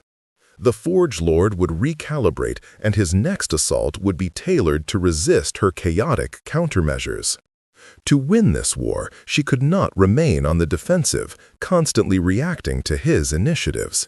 She had to strike at the source. She had to find the core of his power, the engine that drove the entire blighted enterprise. She had to venture into the heart of the machine. This was a task that filled even her with a species of dread. The interior of the Iron Teeth would be a realm entirely alien to her, a landscape where her natural magic would be weak and the Forge Lord's influence absolute. It would be like a fish choosing to swim into a desert. She prepared for the incursion with the care of a surgeon sharpening his blades before an operation on a god. She could not take the hut. Its presence would be a beacon. She would go alone, on foot, relying on stealth and a new kind of magic, one of silence and mimicry. Using the knowledge gained from her failed puppet and her study of the golems, she crafted a shroud. She took the inert metallic dust left by the disrupted scouring fog and wove it into a cloak, using threads spun from the shadows of a moonless night. She then anointed it with a potion brewed from the still functional eyelens of a hunter golem she had managed to trap and dismantle in a pit of quicklime. The resulting garment was cold and heavy, but when she draped it over her shoulders, her magical signature dampened to near nothing. To the sensors of the golems, she would appear as a minor anomaly, a glitch in the system, no more threatening than a stray rock or a gust of wind. Thus disguised, she set out, a gray wraith moving through the sterile plains left by the scouring. The entrance to the main mine was a gaping maw, wide enough to fly her mortar through. But she avoided it, seeking a smaller, secondary vent she had observed from the air, a fissure in the mountainside, steaming with toxic heat. The air inside was hot, dry, and carried the relentless, rhythmic pounding of immense machinery. The light came not from torches or glow moss, but from the pulsing red veins of Javaya Ruda that crisscrossed the walls, their captive magic providing both illumination and power. The tunnels were not rough-hewn. They were perfectly circular, bored by machines that had left behind smooth, fused walls that echoed with every sound. She moved like a ghost, her senses stretched to their limit. Squads of worker golems marched past her, their piston legs hissing in unison, their red lenses sweeping the tunnels but passing over her shrouded form without registering a threat. She saw larger chambers where the raw ore was processed, crushed by gigantic pistons into a fine powder, which was then carried on conveyor belts of shimmering energy to deeper levels. The deeper she went, the thicker the air became with the scent of ozone and hot metal, and the more oppressive the feeling of being watched. The Forge Lord's consciousness was not located in a single place. It was diffused throughout the complex, a pervasive presence in the very walls. She felt it like a pressure on her mind, a constant, logical scrutiny that sought to categorize and eliminate any irregularity. She followed the largest flow of power, a central artery of the mine where the concentrated magic of the powdered ore flowed like a river of liquid ruby through transparent pipes. This, she knew, was the lifeblood of the operation. She was moving towards the heart. After what felt like an age of descent, the tunnel opened into a cavern so vast its ceiling was lost in darkness. This was it, the heart of the machine. In the center of the cavern stood a structure that defied comprehension. It was not a building, but a nexus. A colossal geometric lattice of black iron, spinning slowly in midair, its intersections glowing with the captured red energy. At its core hung a single massive crystal, darker than a starless night, which absorbed the river of magic from the pipes and pulsed with a slow, terrible rhythm. This was the engine, the accumulator, the thing that was consuming the soul of the land. And standing before it, his back to her, was the Forge Lord. He was not overseeing, he was interfacing. Cables of braided light ran from the spinning lattice to ports on his black iron armor. He was not just the master of this place, he was a component of it. His consciousness was the central processor, directing the consumption, analyzing the data, planning the expansion. This changed everything. He was not a mortal in a suit of armor. He was a construct himself, perhaps the first and greatest of his kind, a sentient machine. To destroy the mine, she would have to destroy him. They were one and the same. Alayhis salam, she watched, hidden in the shadows of the entrance. She, sallallahu alayhi wasallam, a change in the flow. A section of the lattice flickered, displaying a schematic of the forest border. It was analyzing the chaotic magic of her dirty bomb, running simulations. She, sallallahu alayhi wasallam, virtual representations of the Bolotnik's decay, the storm singer's frequency, the worm's inertia. The system was learning, adapting at an alarming rate. In a matter of hours, it would have a countermeasure. She had to act now. But a direct attack was futile. Her strongest spells would be like throwing a pebble at a fortress wall. She needed a vulnerability. Her eyes, sharpened by a lifetime of seeing the unseen, scanned the immense chamber. The lattice was flawless. The crystal was impregnable. The Forge Lord was the nexus of it all. Then she saw it. A tiny flaw. An inconsistency. One of the glowing red pipes carrying the concentrated magic to the crystal had a hairline fracture near its base. A minuscule leak of pure liquid power hissed into the air, forming a small shimmering pool on the cavern floor. It was a flaw the system had not yet detected or had deemed insignificant. An idea, desperate and brilliant, ignited in her mind. She could not break the system from the outside, but she could poison it from within. Reaching into the pouch at her belt, she pulled out the last remaining object of pure natural magic she possessed, the final, largest filament from the firebird's feather. It glowed in her hand, a defiant speck of dawn in this hellish twilight. The Forge Lord's system was built to consume wild magic, to process it, to reduce it to orderly, usable power. But what would happen if she introduced a concentration of magic so pure, so potent, so fundamentally alive that it could not be processed? What if she introduced a seed of creation into the heart of the engine of consumption? It would be like forcing a living tree to grow inside a clockwork. It would tear itself apart. It was a suicide mission. To reach the leak, she would have to cross 100 yards of open floor, directly in the Forge Lord's line of sight. Taking a deep breath of the metallic air, Baba Yaga threw off her shroud. Her magical signature flared like a beacon in the oppressive stillness. The Forge Lord's head snapped around. The single red lens in his helmet fixed on her. There was no surprise, no anger, only a cold, analytical recognition. A pest had entered the sanctum. He raised his axe. The hunter golems stationed around the perimeter of the cavern whirred to life, their lenses locking onto her. Baba Yaga did not run towards the leak. She ran towards the Forge Lord. It was the last thing the logical system would expect. She was a speck of chaos, and she was charging its brain. The unmaking. The charge was an act of pure, calculated insanity. Every logical parameter in the Forge Lord's world would dictate that a threat would either flee or attack the core from a distance. A direct, headlong sprint towards the central processor was an illogical variable, a glitch in the pattern that required immediate, overwhelming correction. Hunter golems detached from the walls and ceiling, their metal limbs screeching against the stone as they converged. Saw blades whirred to life. Needle probes glowed with targeting energy.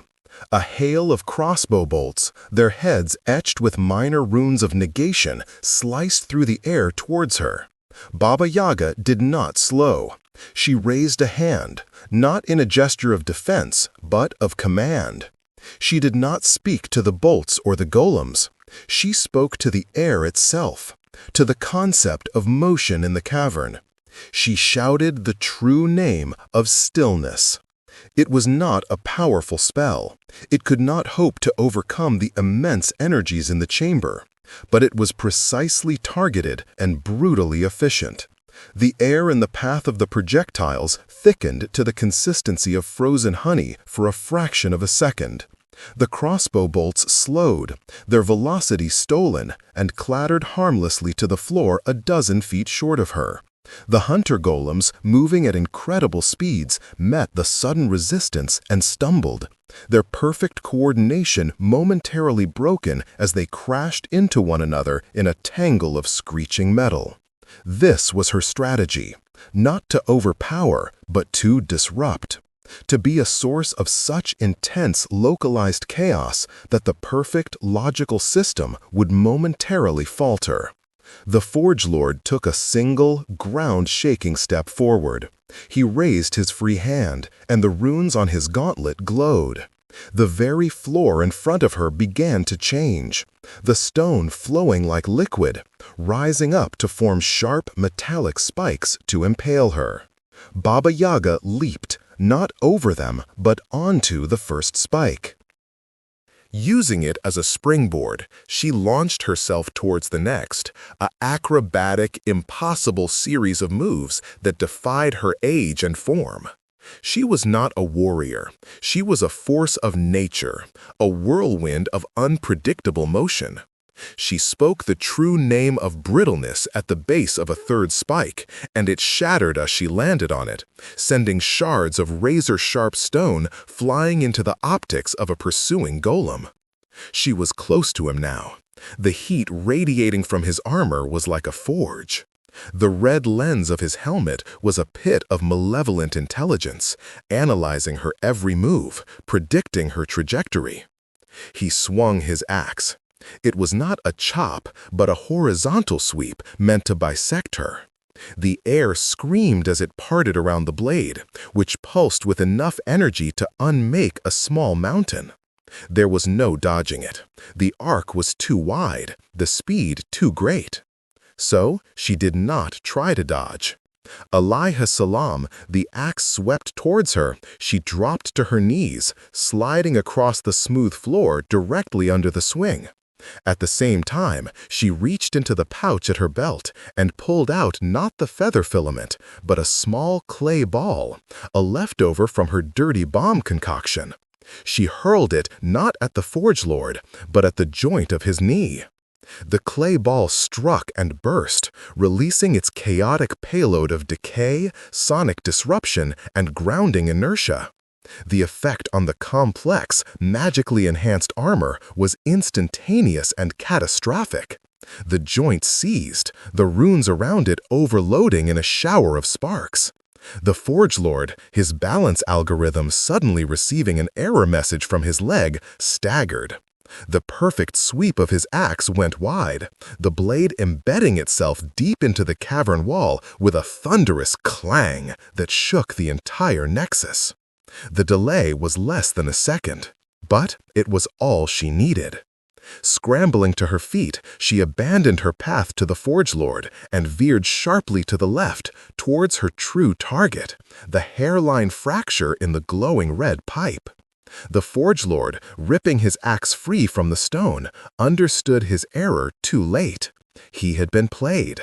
The charge at him had been a feint, a brilliant piece of misdirection to make him defend the core processor, leaving the perceived minor flaw unprotected. He lunged for her, his damaged leg grinding, but he was too slow. Baba Yaga reached the leaking pipe. The pool of liquid magic on the floor was incandescent, a puddle of raw, stolen life. The air around it shimmered with power. She could feel it trying to absorb her, to pull her apart into her component energies. With a final, desperate effort, she raised the firebird's filament. It blazed in her hand, its golden light a stark, beautiful defiance against the hellish red glow of the chamber. "Life finds a way, machine," she rasped, and she plunged the filament directly into the leak. For a heartbeat, nothing happened. The system absorbed it, the immense crystal at the center of the lattice pulsing us as it processed this new, potent energy source. Then the reaction began. The pure, creative, untamable force of the Firebird's essence met the rigid, consuming order of the Forge Lord's engine. They were absolute opposites, matter and antimatter, and their meeting could only end in annihilation. The red pipe at the fracture point glowed white-hot. The hairline crack spread, branching out like lightning across the surface of the pipe.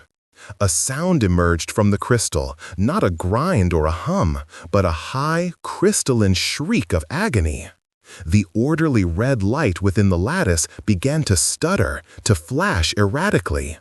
The Forge Lord froze, his systems overloading with conflicting data.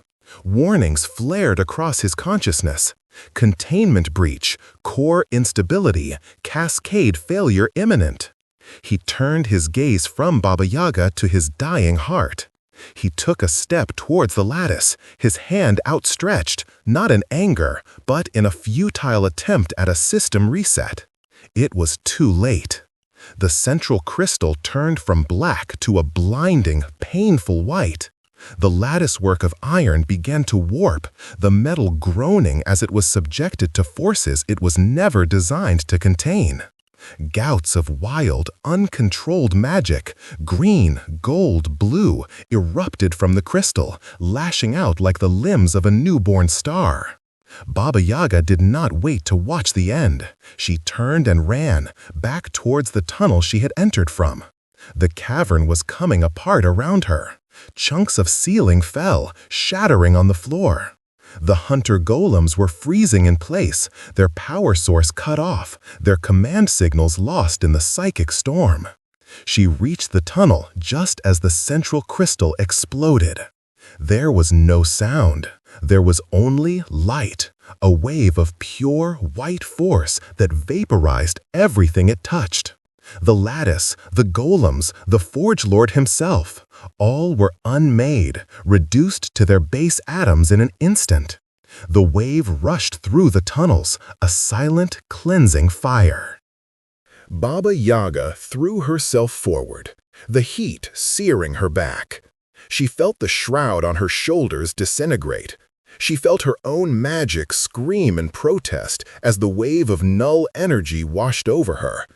It was not pain, but unbeing, a sensation of coming undone. Then it was over. The light faded. The cavern and the entire mountain complex above it was gone. In its place was a smooth, glassy crater, a mile wide that glowed with a faint residual warmth. The iron teeth had been toothless. Baba Yaga lay at the mouth of the tunnel, which now opened onto the edge of the vast crater. She was alive, but she felt hollowed out, scraped clean. Her magic was a guttering candle. Her body was covered in burns. The Forge Lord was destroyed, his machine unmade. She had won. Pushing herself to her hands and knees, she looked out over the devastation. It was a victory, but it was a barren one. The land here was not healed, it was erased. The thorn, her great working, had been scoured away in the final blast. The forest for miles around was flattened. She had saved the world from consumption, but at the cost of a terrible wound. The balance had been preserved, but the scales had been tipped violently.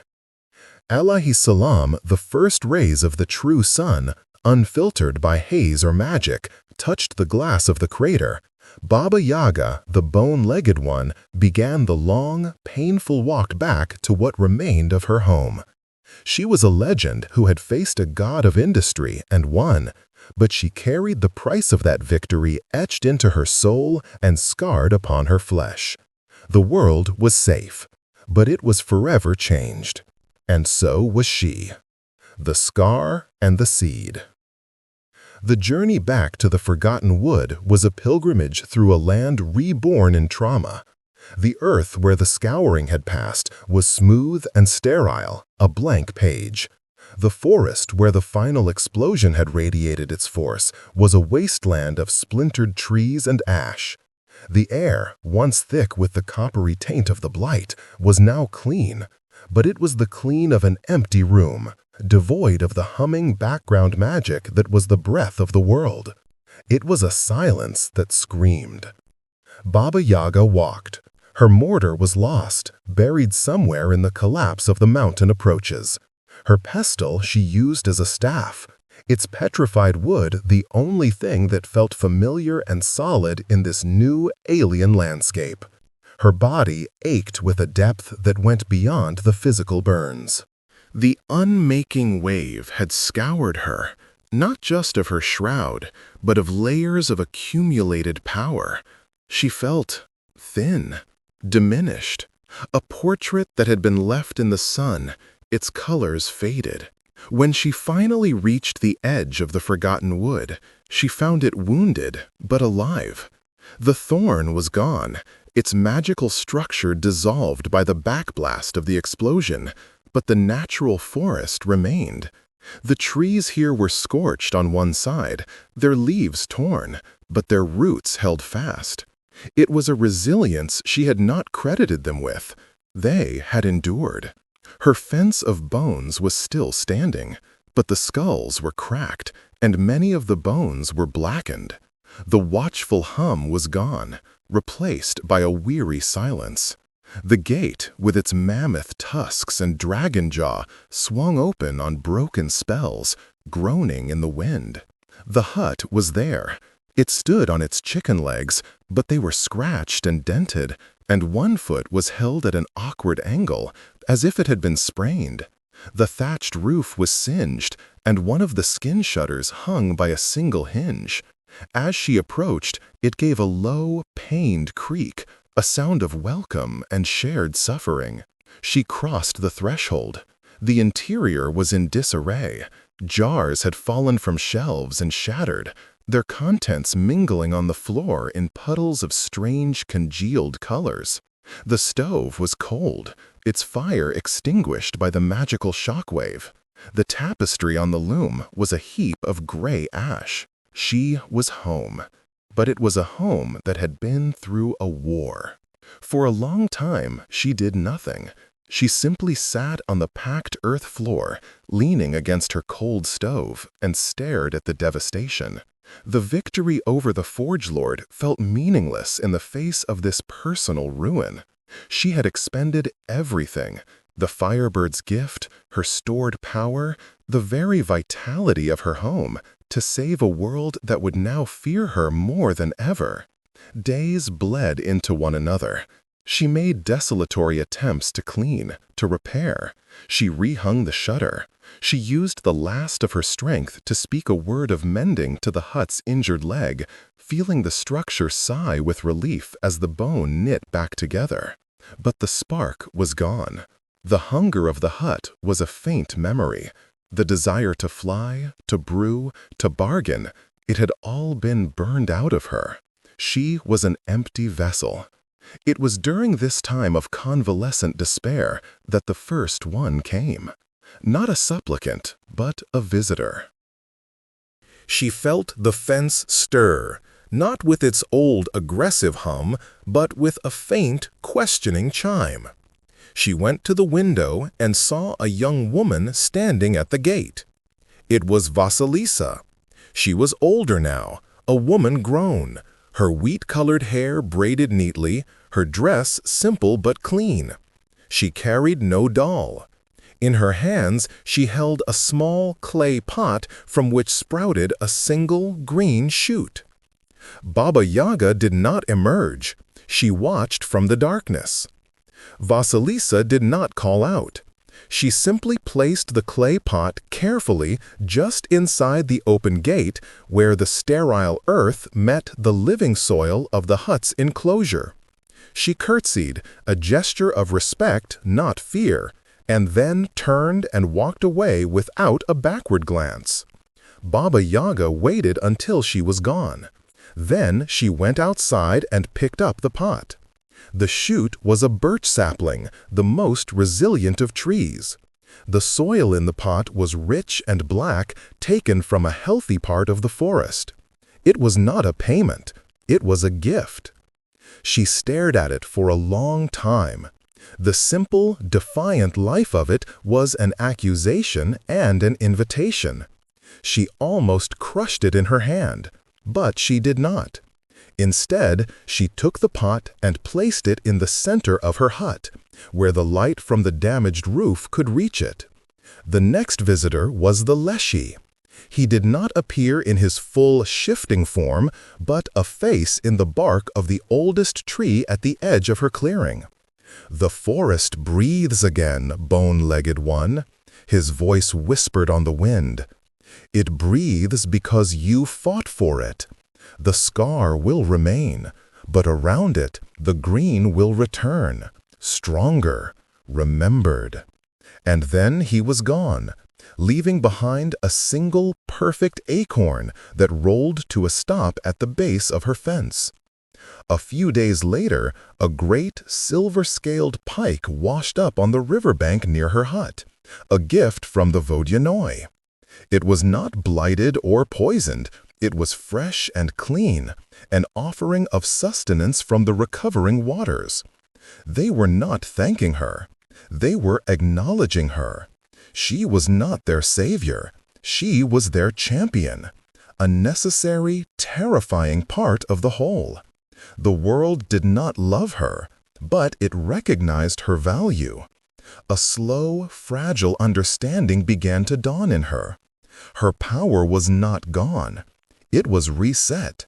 The immense accumulated might she had wielded had been spent in a cosmic battle.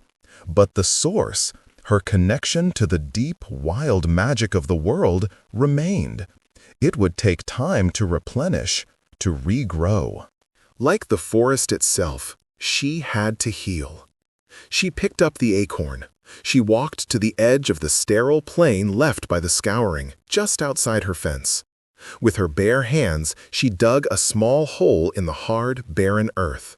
She placed the acorn inside and covered it. She did not speak a spell of growth. She had no power for that now. Instead, she cupped her hands and poured a small amount of water from her never-empty pitcher onto the spot.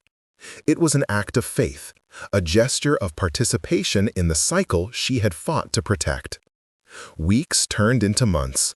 The birch sapling in the clay pot grew, its leaves a vibrant green in the gloomy hut.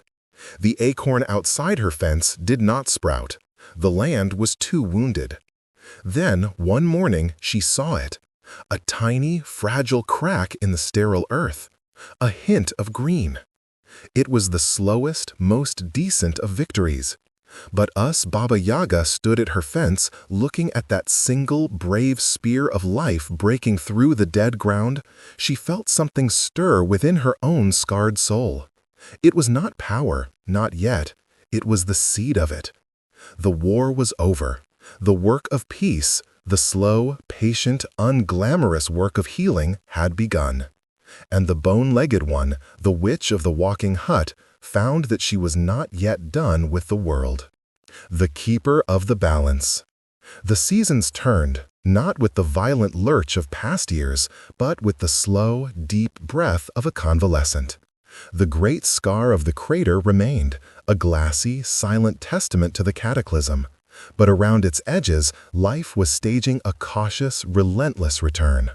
The single birch sapling within Baba Yaga's hut grew steadily, its roots eventually cracking the clay pot and seeking purchase in the hut's own packed earth floor, a development the structure seemed to accept with a groaning equanimity. Outside the fence, the brave spear of green from the leshy's acorn was joined by others. Tough, wiry grasses, patches of moss, a stubborn fireweed with its vivid purple flowers. The healing was not a restoration, it was a transformation. The new world growing from the ashes of the old was different, harder, and more resilient. Baba Yaga, too, was transformed. The raw, scorching power she had once wielded was a memory. Her magic returned not as a roaring inferno, but as a deep, geothermal warmth, slow and patient. She no longer felt the need to take flight on whim or to assert her dominance over the forest. Her role had shifted. The desperate supplicant still came, a trickle compared to the former stream, but she found her dealings with them had changed. A hunter came one afternoon, his face gaunt. "Old mother," he called, his voice trembling only slightly. "A wolf pack. They have taken 3 of my sheep. They grow bold. I need a charm to make them fear my land." Before the Great War, she might have sold him a fetish made from a wolf's own tooth, a thing of sharp, predatory magic that would have cowed the pack and perhaps driven them to starvation. She looked at him now, saw the genuine fear, but also the unspoken entitlement, the belief that his flock mattered more than the wolves' hunger. She emerged from the hut, leaning on her pestle. She looked older, the lines on her face deeper, her winter blue eyes holding not just cold, but a weary knowledge. "The wolves are not bold," she stated, her voice the rustle of dry leaves. "They are hungry. The great noise from the mountain disturbed the deer, drove them deeper into the wood. The wolves follow their food. Us they have always done." The hunter blinked, confused. This was not the transaction he expected. "But my sheep—" "Your sheep are in their way," she interrupted. "I will not give you a charm of fear. Fear makes creatures desperate and unpredictable. I will give you a knowledge." She pointed a bony finger to a patch of scrubland at the edge of his cleared field. "There, plant juniper. Its scent masks the smell of your flock. And take this." She handed him a small woven bag of dried herbs. "Hang this in your barn. It is not a ward. It is a promise.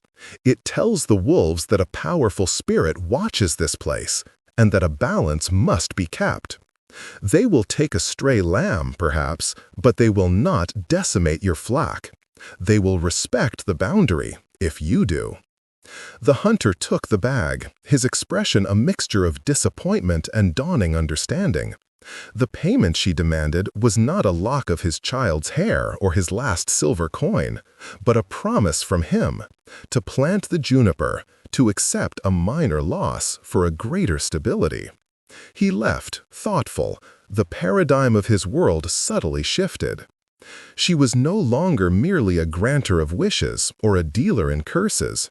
She was an arbiter, a keeper of the balance. Her price was often an action, a change in behavior, an acknowledgement of the user's place in the complex web of life. She healed a child of a fever not with a potion, but by instructing the parents to clean their polluted well, thus solving the true source of the sickness. She helped a merchant find a lost shipment not by scrying, but by telling him which of his guards was dishonest, thus restoring balance to his business.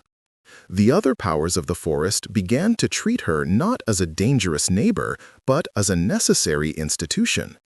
The leshy would sometimes manifest as a shimmer of light at the edge of her clearing, and they would converse in the slow, patient language of the trees, discussing the migration patterns of birds or the health of a particular ancient root system. The Vodanyanoi, while never friendly, would send word through the ripples in the river if he detected a new poison or a strange fish, knowing she had the will and the means to investigate its source.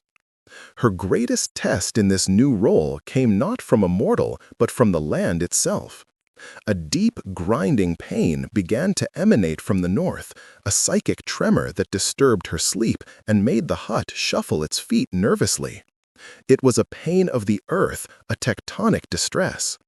She flew in her mortar, which now felt slower, heavier, to its source. She found a range of hills being torn open by a community of men. They were not miners like the Forge Lord's golems, they were mortal men with picks and shovels and carts seeking a newly discovered vein of silver. Their operation was crude, messy, and deaf to the suffering of the mountain. They were not consuming magic, but they were inflicting a deep, visceral wound, cutting the flesh of the world for a shiny metal. The old Baba Yaga would have perhaps summoned a landslide or cursed their water to drive them out. The new Baba Yaga landed her mortar at the edge of their camp.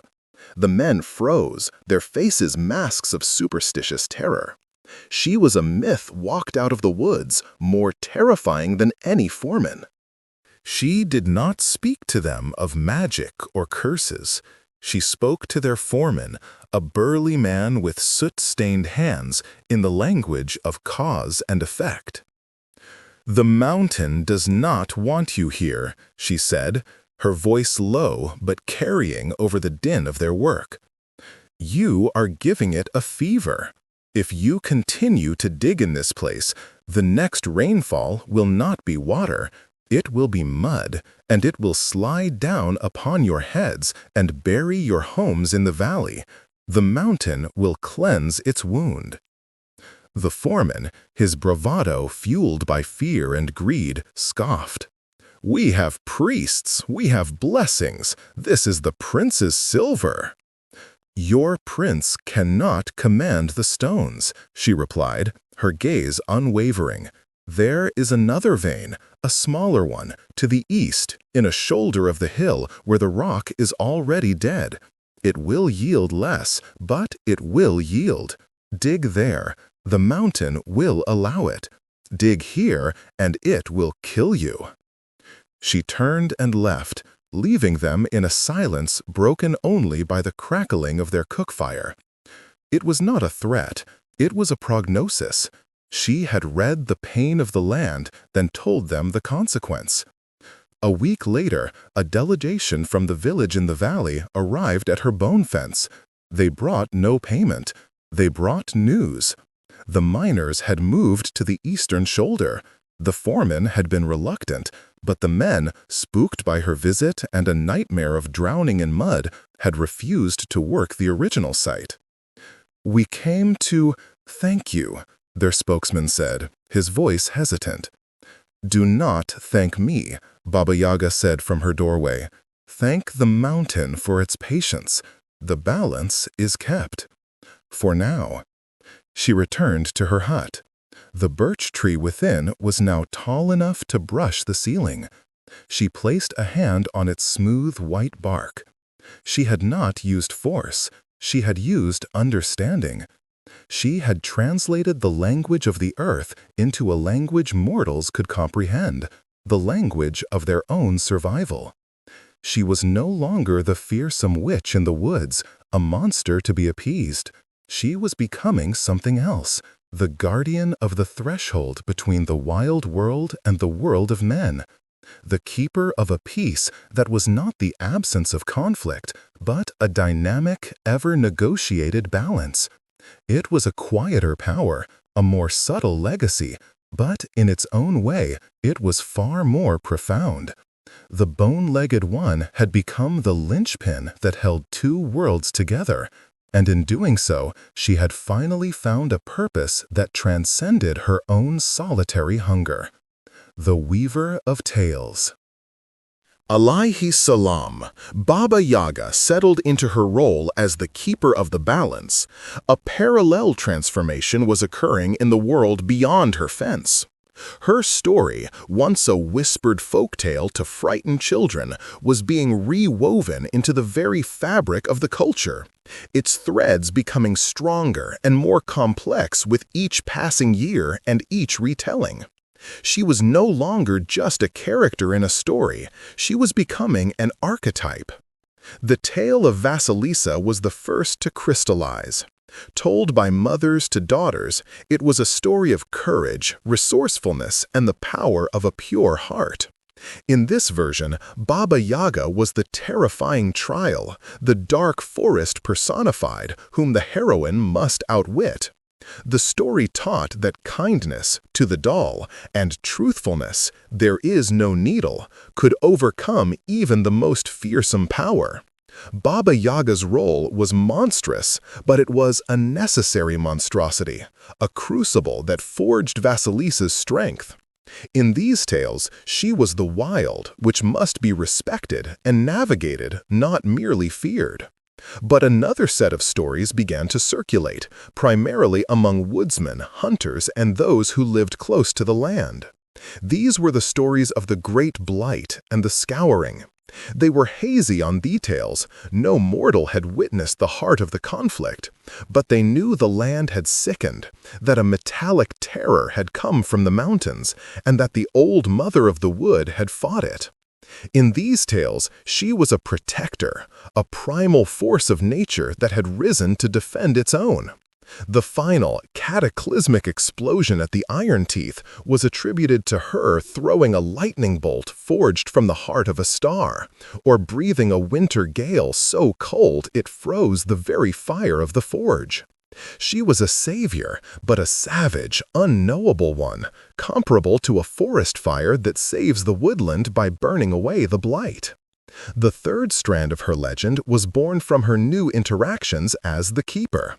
A farmer would tell his neighbors how the bone-legged one had taught him to plant juniper to deter wolves, and the story would morph into a parable. Seek not to destroy the wolf, but to understand its hunger, and you will find a way to live beside it. A villager she had guided to a clean water source would speak of her not as a witch, but as a strange, harsh spirit of wisdom. These stories painted her as a judge and a teacher, a distributor of harsh but necessary lessons. She was the embodiment of the natural consequence, the frost that kills the weak seedling, the flood that scours the choked riverbed, the predator that culls the sick herd. She became a figure used to explain the world's complexities. Why did a good man sometimes suffer? Perhaps he offended the balance, and the old mother set his path straight. Why did a cruel man sometimes prosper? His test from the witch in the wood has not yet come. She was a narrative tool to reconcile the random cruelties and blessings of existence with a need for cosmic order. She was the reason the deep forest remained untamed, a place where axes broke and paths vanished, because she willed it so, to preserve the wild heart of the world. Her physicality in these tales became codified. The hut that walked on chicken legs, the mortar and pestle that flew through the air, the fence of skulls. These were no longer vague rumors, but canonical facts. They were the iconic symbols of her power. Parents would warn wandering children, "Do not stray too far, or Baba Yaga's house will come hopping after you on its chicken legs, and she will grind your bones in her mortar." It was a warning that served a dual purpose. It kept children safe, and it instilled in them a foundational respect for the unknown perils of the wilderness. She heard echoes of her own legend sometimes. A lost traveler muttering a prayer to St. Nicholas would also whisper, "And you, old mother of the wood, turn your eyes away from me," acknowledging her as a parallel pagan power. A group of merchants around a campfire would tell a garbled version of her battle with the Iron Tsar, their story blending her with older tales of heroes and dragons. She did nothing to encourage this. She did nothing to stop it. She understood that the woman she had been, the feral child, the powerful recluse, the desperate warrior, was gone, subsumed into something larger. She was becoming a story. And stories, she knew, were a different kind of magic. They were spells cast across generations, shaping perception, governing behavior, creating reality. A king could command an army, but a story could command a culture. Sitting in her hut, the leaves of the indoor birch tree rustling in a breeze that had no source, she realized this was her most enduring legacy. Not the battles she had won, not the supplicants she had aided, but the myths she had become. She was being woven into the cultural DNA of the people, a permanent, formidable character in the ongoing saga of their relationship with the wild, the unknown, and the moral complexities of their own hearts. The bone-legged one was mortal, her body aging, her personal power waning. But Baba Yaga, the myth, was just being born. And a myth, once set loose in the world, was immortal. The student and the staff. The years, which had once flowed around Baba Yaga like a river around a stone, now seemed to press upon her. The hut's movements grew slower, its groans more pronounced when it shifted its legs.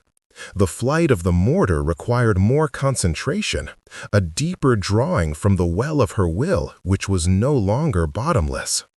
The forest, in its resurgent vitality, felt younger, louder, while she felt herself settling into the earth, becoming more like the ancient, patient granite of the mountains. She was not dying, she was completing. It was in this autumn of her existence that the girl appeared. She came not to the bone fence, but to the very edge of the forgotten wood, and she waited. She did not call out, she did not weep. She simply sat on a moss-covered log, her hands folded in her lap, her gaze fixed inward. She was perhaps 16 winters old, with hair the color of dark earth and eyes that held a stillness far beyond her years. She carried a simple pack and a staff of unvarnished rowan wood. Baba Yaga observed her for 3 days from the shadows. This was no supplicant. The girl's energy was not one of desperation, but of seeking. She radiated a quiet, intense curiosity, a hunger not for a solution to a problem, but for understanding itself. On the 4th day, driven by a curiosity that mirrored the girl's own, Baba Yaga emerged from the tree line, leaning heavily on her pestle. The girl stood immediately, not in fear, but in respect. She bowed her head. "Grandmother, you have sat on my doorstep for 3 days, child." Baba Yaga's voice was a dry rustle, the wind through bare branches.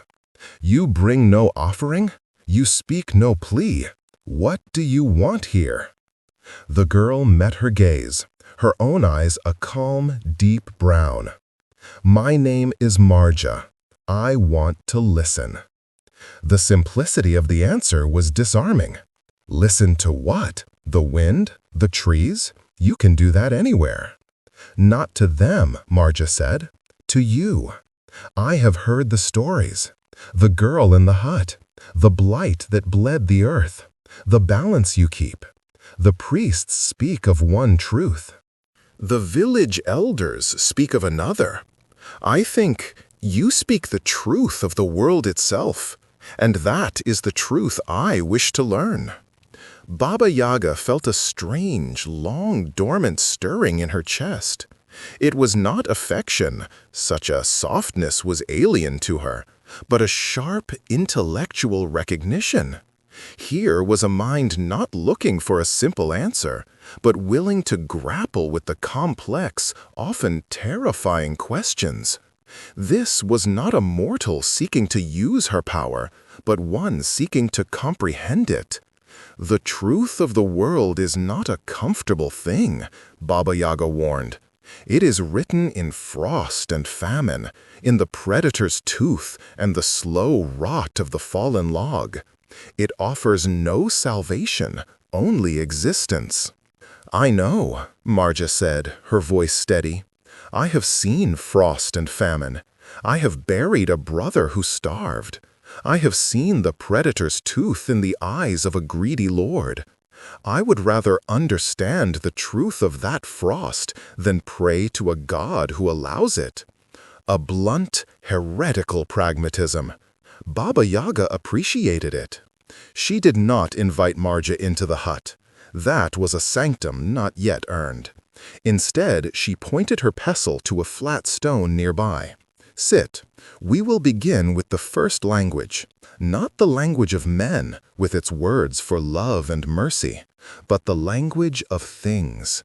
The name a stone calls itself. And so the lessons began. It was a relationship unlike any she had ever known.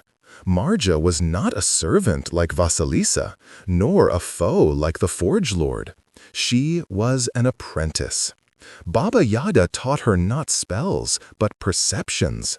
She taught her to feel the slow, grinding thoughts of the granite, to hear the whispered secrets of the flowing stream, to distinguish between the healthy decay of the forest floor and the sickly rot of a blight.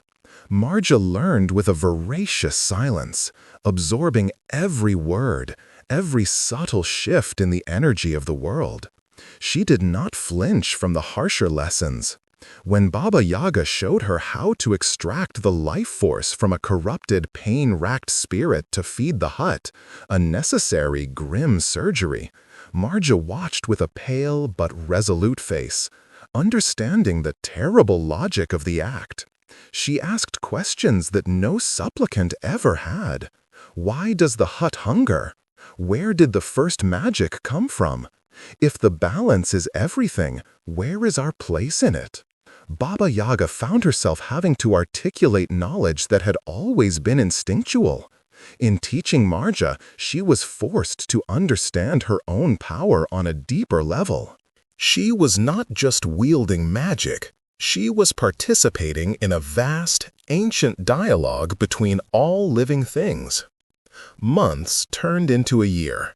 Marja proved herself. She learned to brew a poultice that could draw infection from a wound by speaking to the pus, convincing it to leave. She learned to calm a startled deer not with a spell, but by mirroring its own placid energy.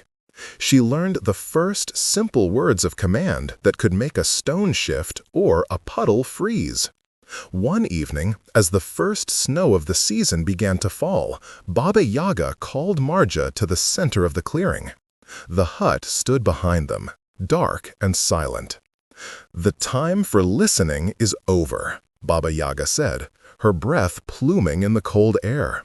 "It is time for you to speak, to command." She gestured to Marja's Roland staff, which the girl had carved herself. "The staff is a focus, a bridge between your will and the world's. You have learned the names of things. Now use one. Make the snow hesitate." It was a subtle, difficult task. Not to stop the snow, which would be a violent act against the sky, but to gently persuade it to slow its fall in a specific, contained area. Marja closed her eyes. She gripped her staff, her knuckles white. Baba Yaga could feel the girl gathering her will, reaching out with her newfound senses. She whispered a word, a soft, sibilant sound that was the true name for gentle descent. The air in the clearing changed. The snowflakes, which had been falling in a steady, swirling curtain, seemed to lose their urgency. They drifted down with a new languor, spinning and dancing in the air directly above them, piling up on the ground more slowly than in the forest beyond the fence. A perfect, quiet circle of delayed winter. Marja opened her eyes, a look of profound wonder on her face. She had not just used a trick, she had conversed with the storm and reached an agreement. Baba Yaga gave a single, slow nod. It was the highest praise she could offer. That night, for the first time, she invited Marja into the hut. The girl stepped across the threshold, her eyes wide as she took in the chaotic majesty of the single room. The hanging herbs, the cluttered shelves, the great cold stove, and the birch tree growing proudly from the center of the floor. Baba Yaga did not offer her a place to sleep. She pointed to the pestle, which lay beside the mortar. "That is the other half of the bridge," she said. "It is for journeying, for seeing the world from a perspective beyond the mud and the trees. When you are ready, you will learn its language too." In Marge's quiet strength and hungry intellect, Baba Yaga saw the future. Not a future where her power was replicated, but where her understanding was carried forward. The wild old magic would not die with her. It would have a new, thoughtful voice. The keeper of the balance would have a successor. And in that, she found a satisfaction deeper than any victory in battle, a completion more profound than any legend.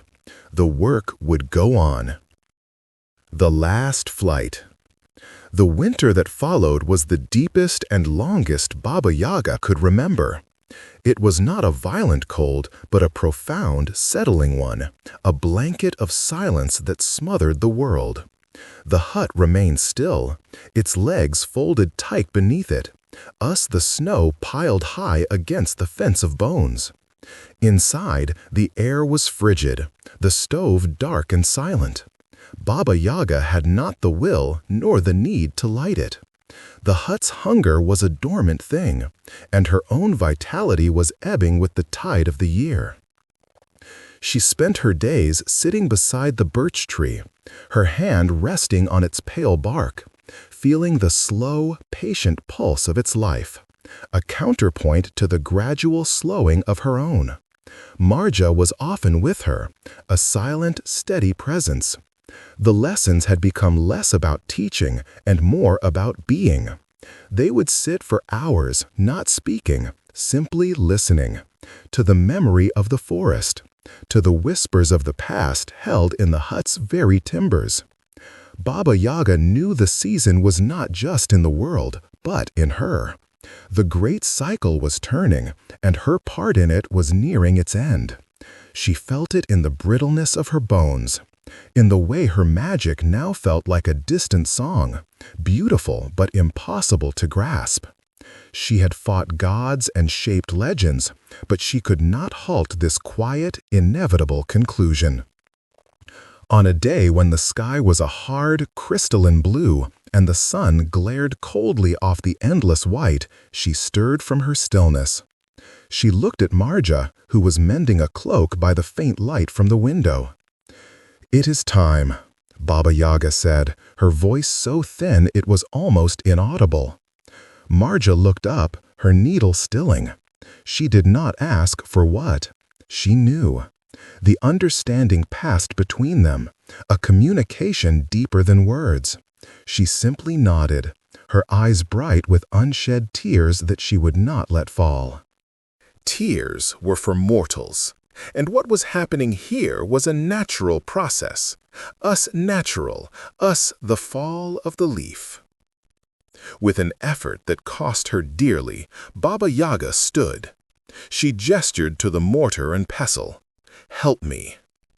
Together, the ancient witch and the young apprentice maneuvered the heavy iron-wood mortar to the doorway. The hut, with a great groaning shudder of effort, pushed its door open against the weight of the snow.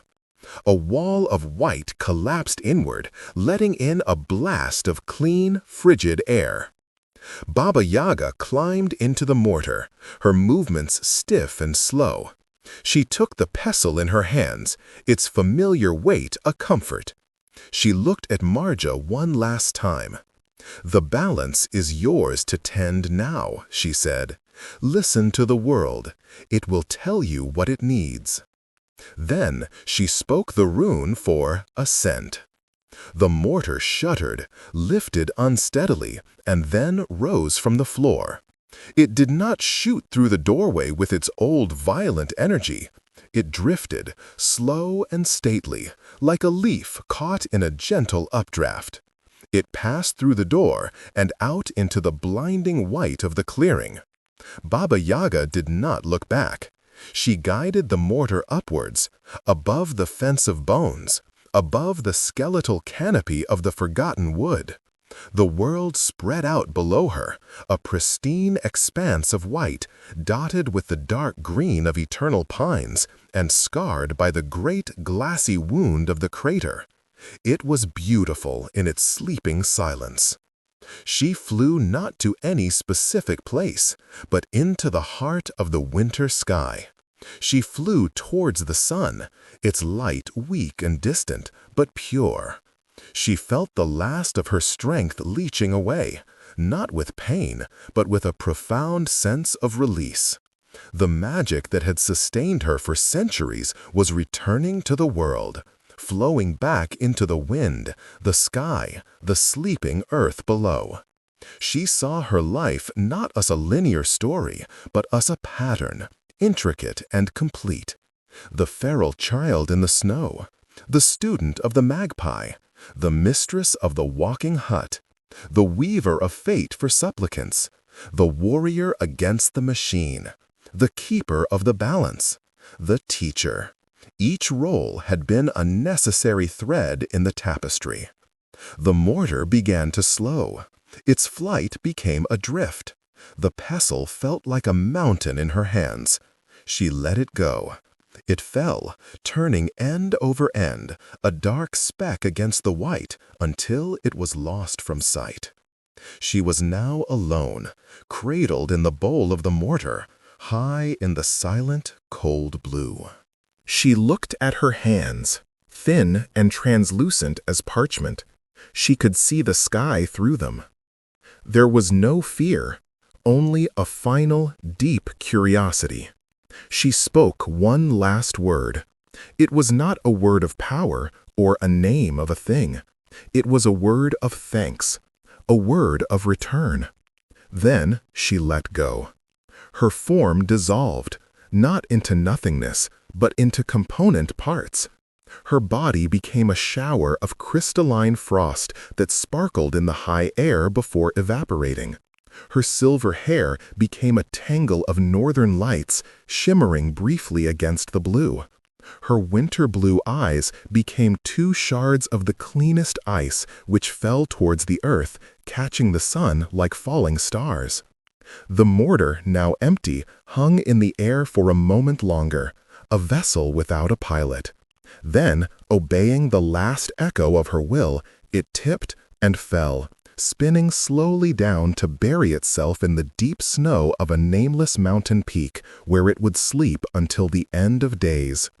The last flight was over. The bone-legged one was gone. But the sky felt clearer for her having been in it, and the world below felt more whole, its balance preserved by her long, fierce, and ultimately tender guardianship. The house that remains. The news of Baba Yaga's passing did not travel as news, for there were no mourners to carry it, no funeral pyre to mark the event. Instead, the knowledge of her departure seeped into the world through a change in its fundamental pressure. The Leshy, tending to a grove of ancient oaks, felt a vast ancient presence lift from the forest, not as a loss, but as a sigh of completion.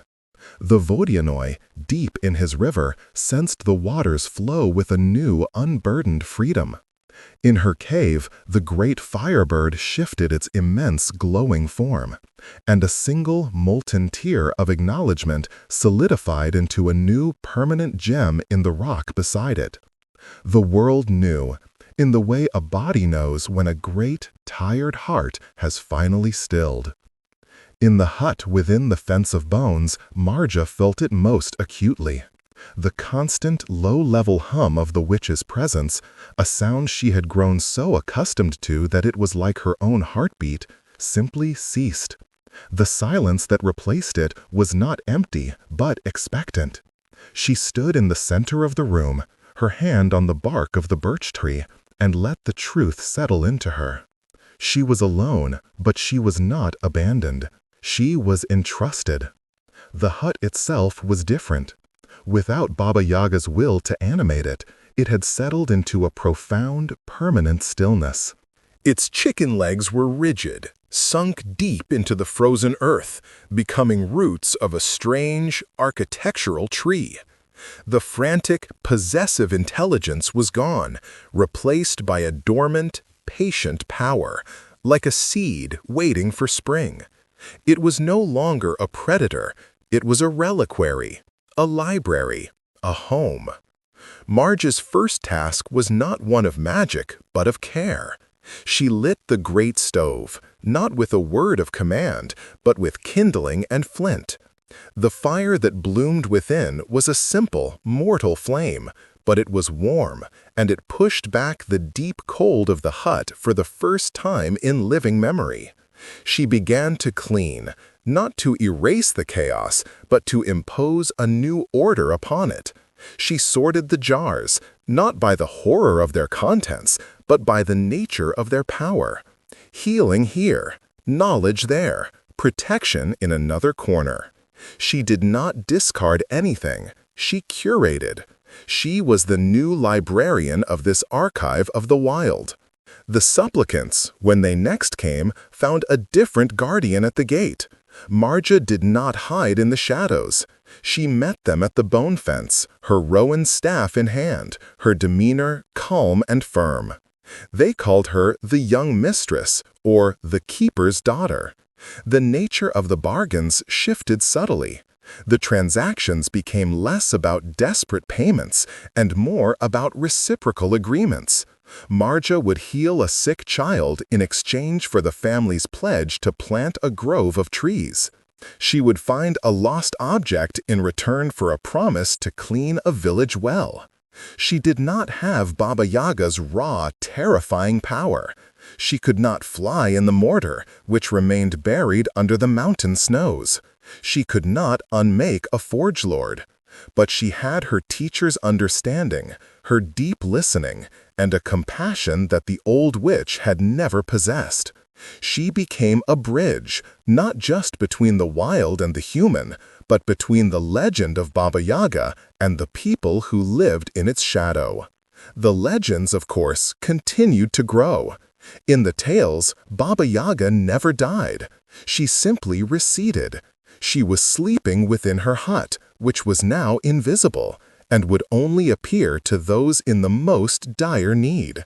She had become one with the winter wind, and her voice could be heard in the storm. She had flown to a star and built a new house there, from which she watched the world. The stories ensured her presence was a permanent feature of the cultural landscape, a tool for explaining the unexplainable, a name to invoke both in fear and in a strange, grudging gratitude. Generations passed. Marja grew old within the hut, her dark hair streaked with silver, her calm eyes etched with the lines of 1,000 listened-to stories.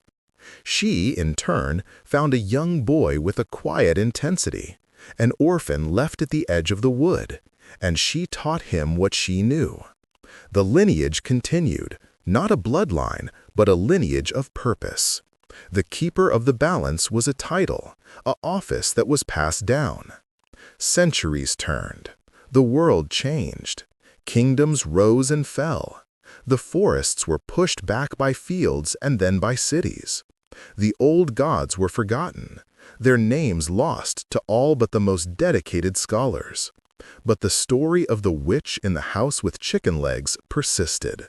It was told in nurseries, written in books of fairy tales, depicted in paintings. She was simplified, made into a cartoon villain, a monster for children to conquer in their imaginations.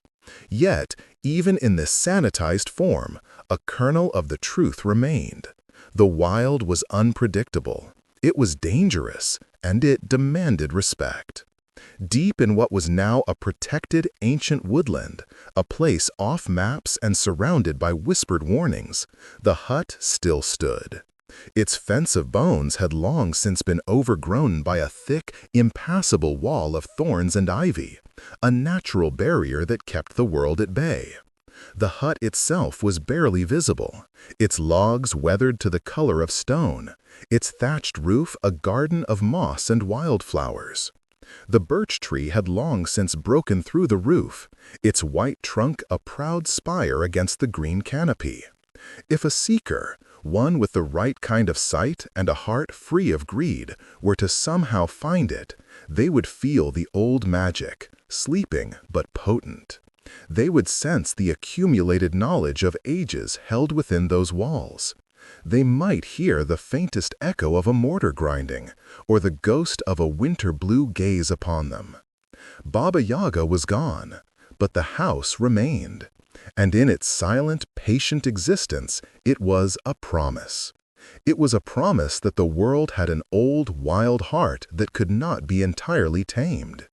It was a promise that balance would always be kept, by someone, in some way. It was a promise that magic, in its truest, most formidable form, was not about spells and potions, but about the enduring, untamable spirit of the land itself. The story of the bone-legged one was over, but the story of the house that walked and the balance it represented would never, ever end.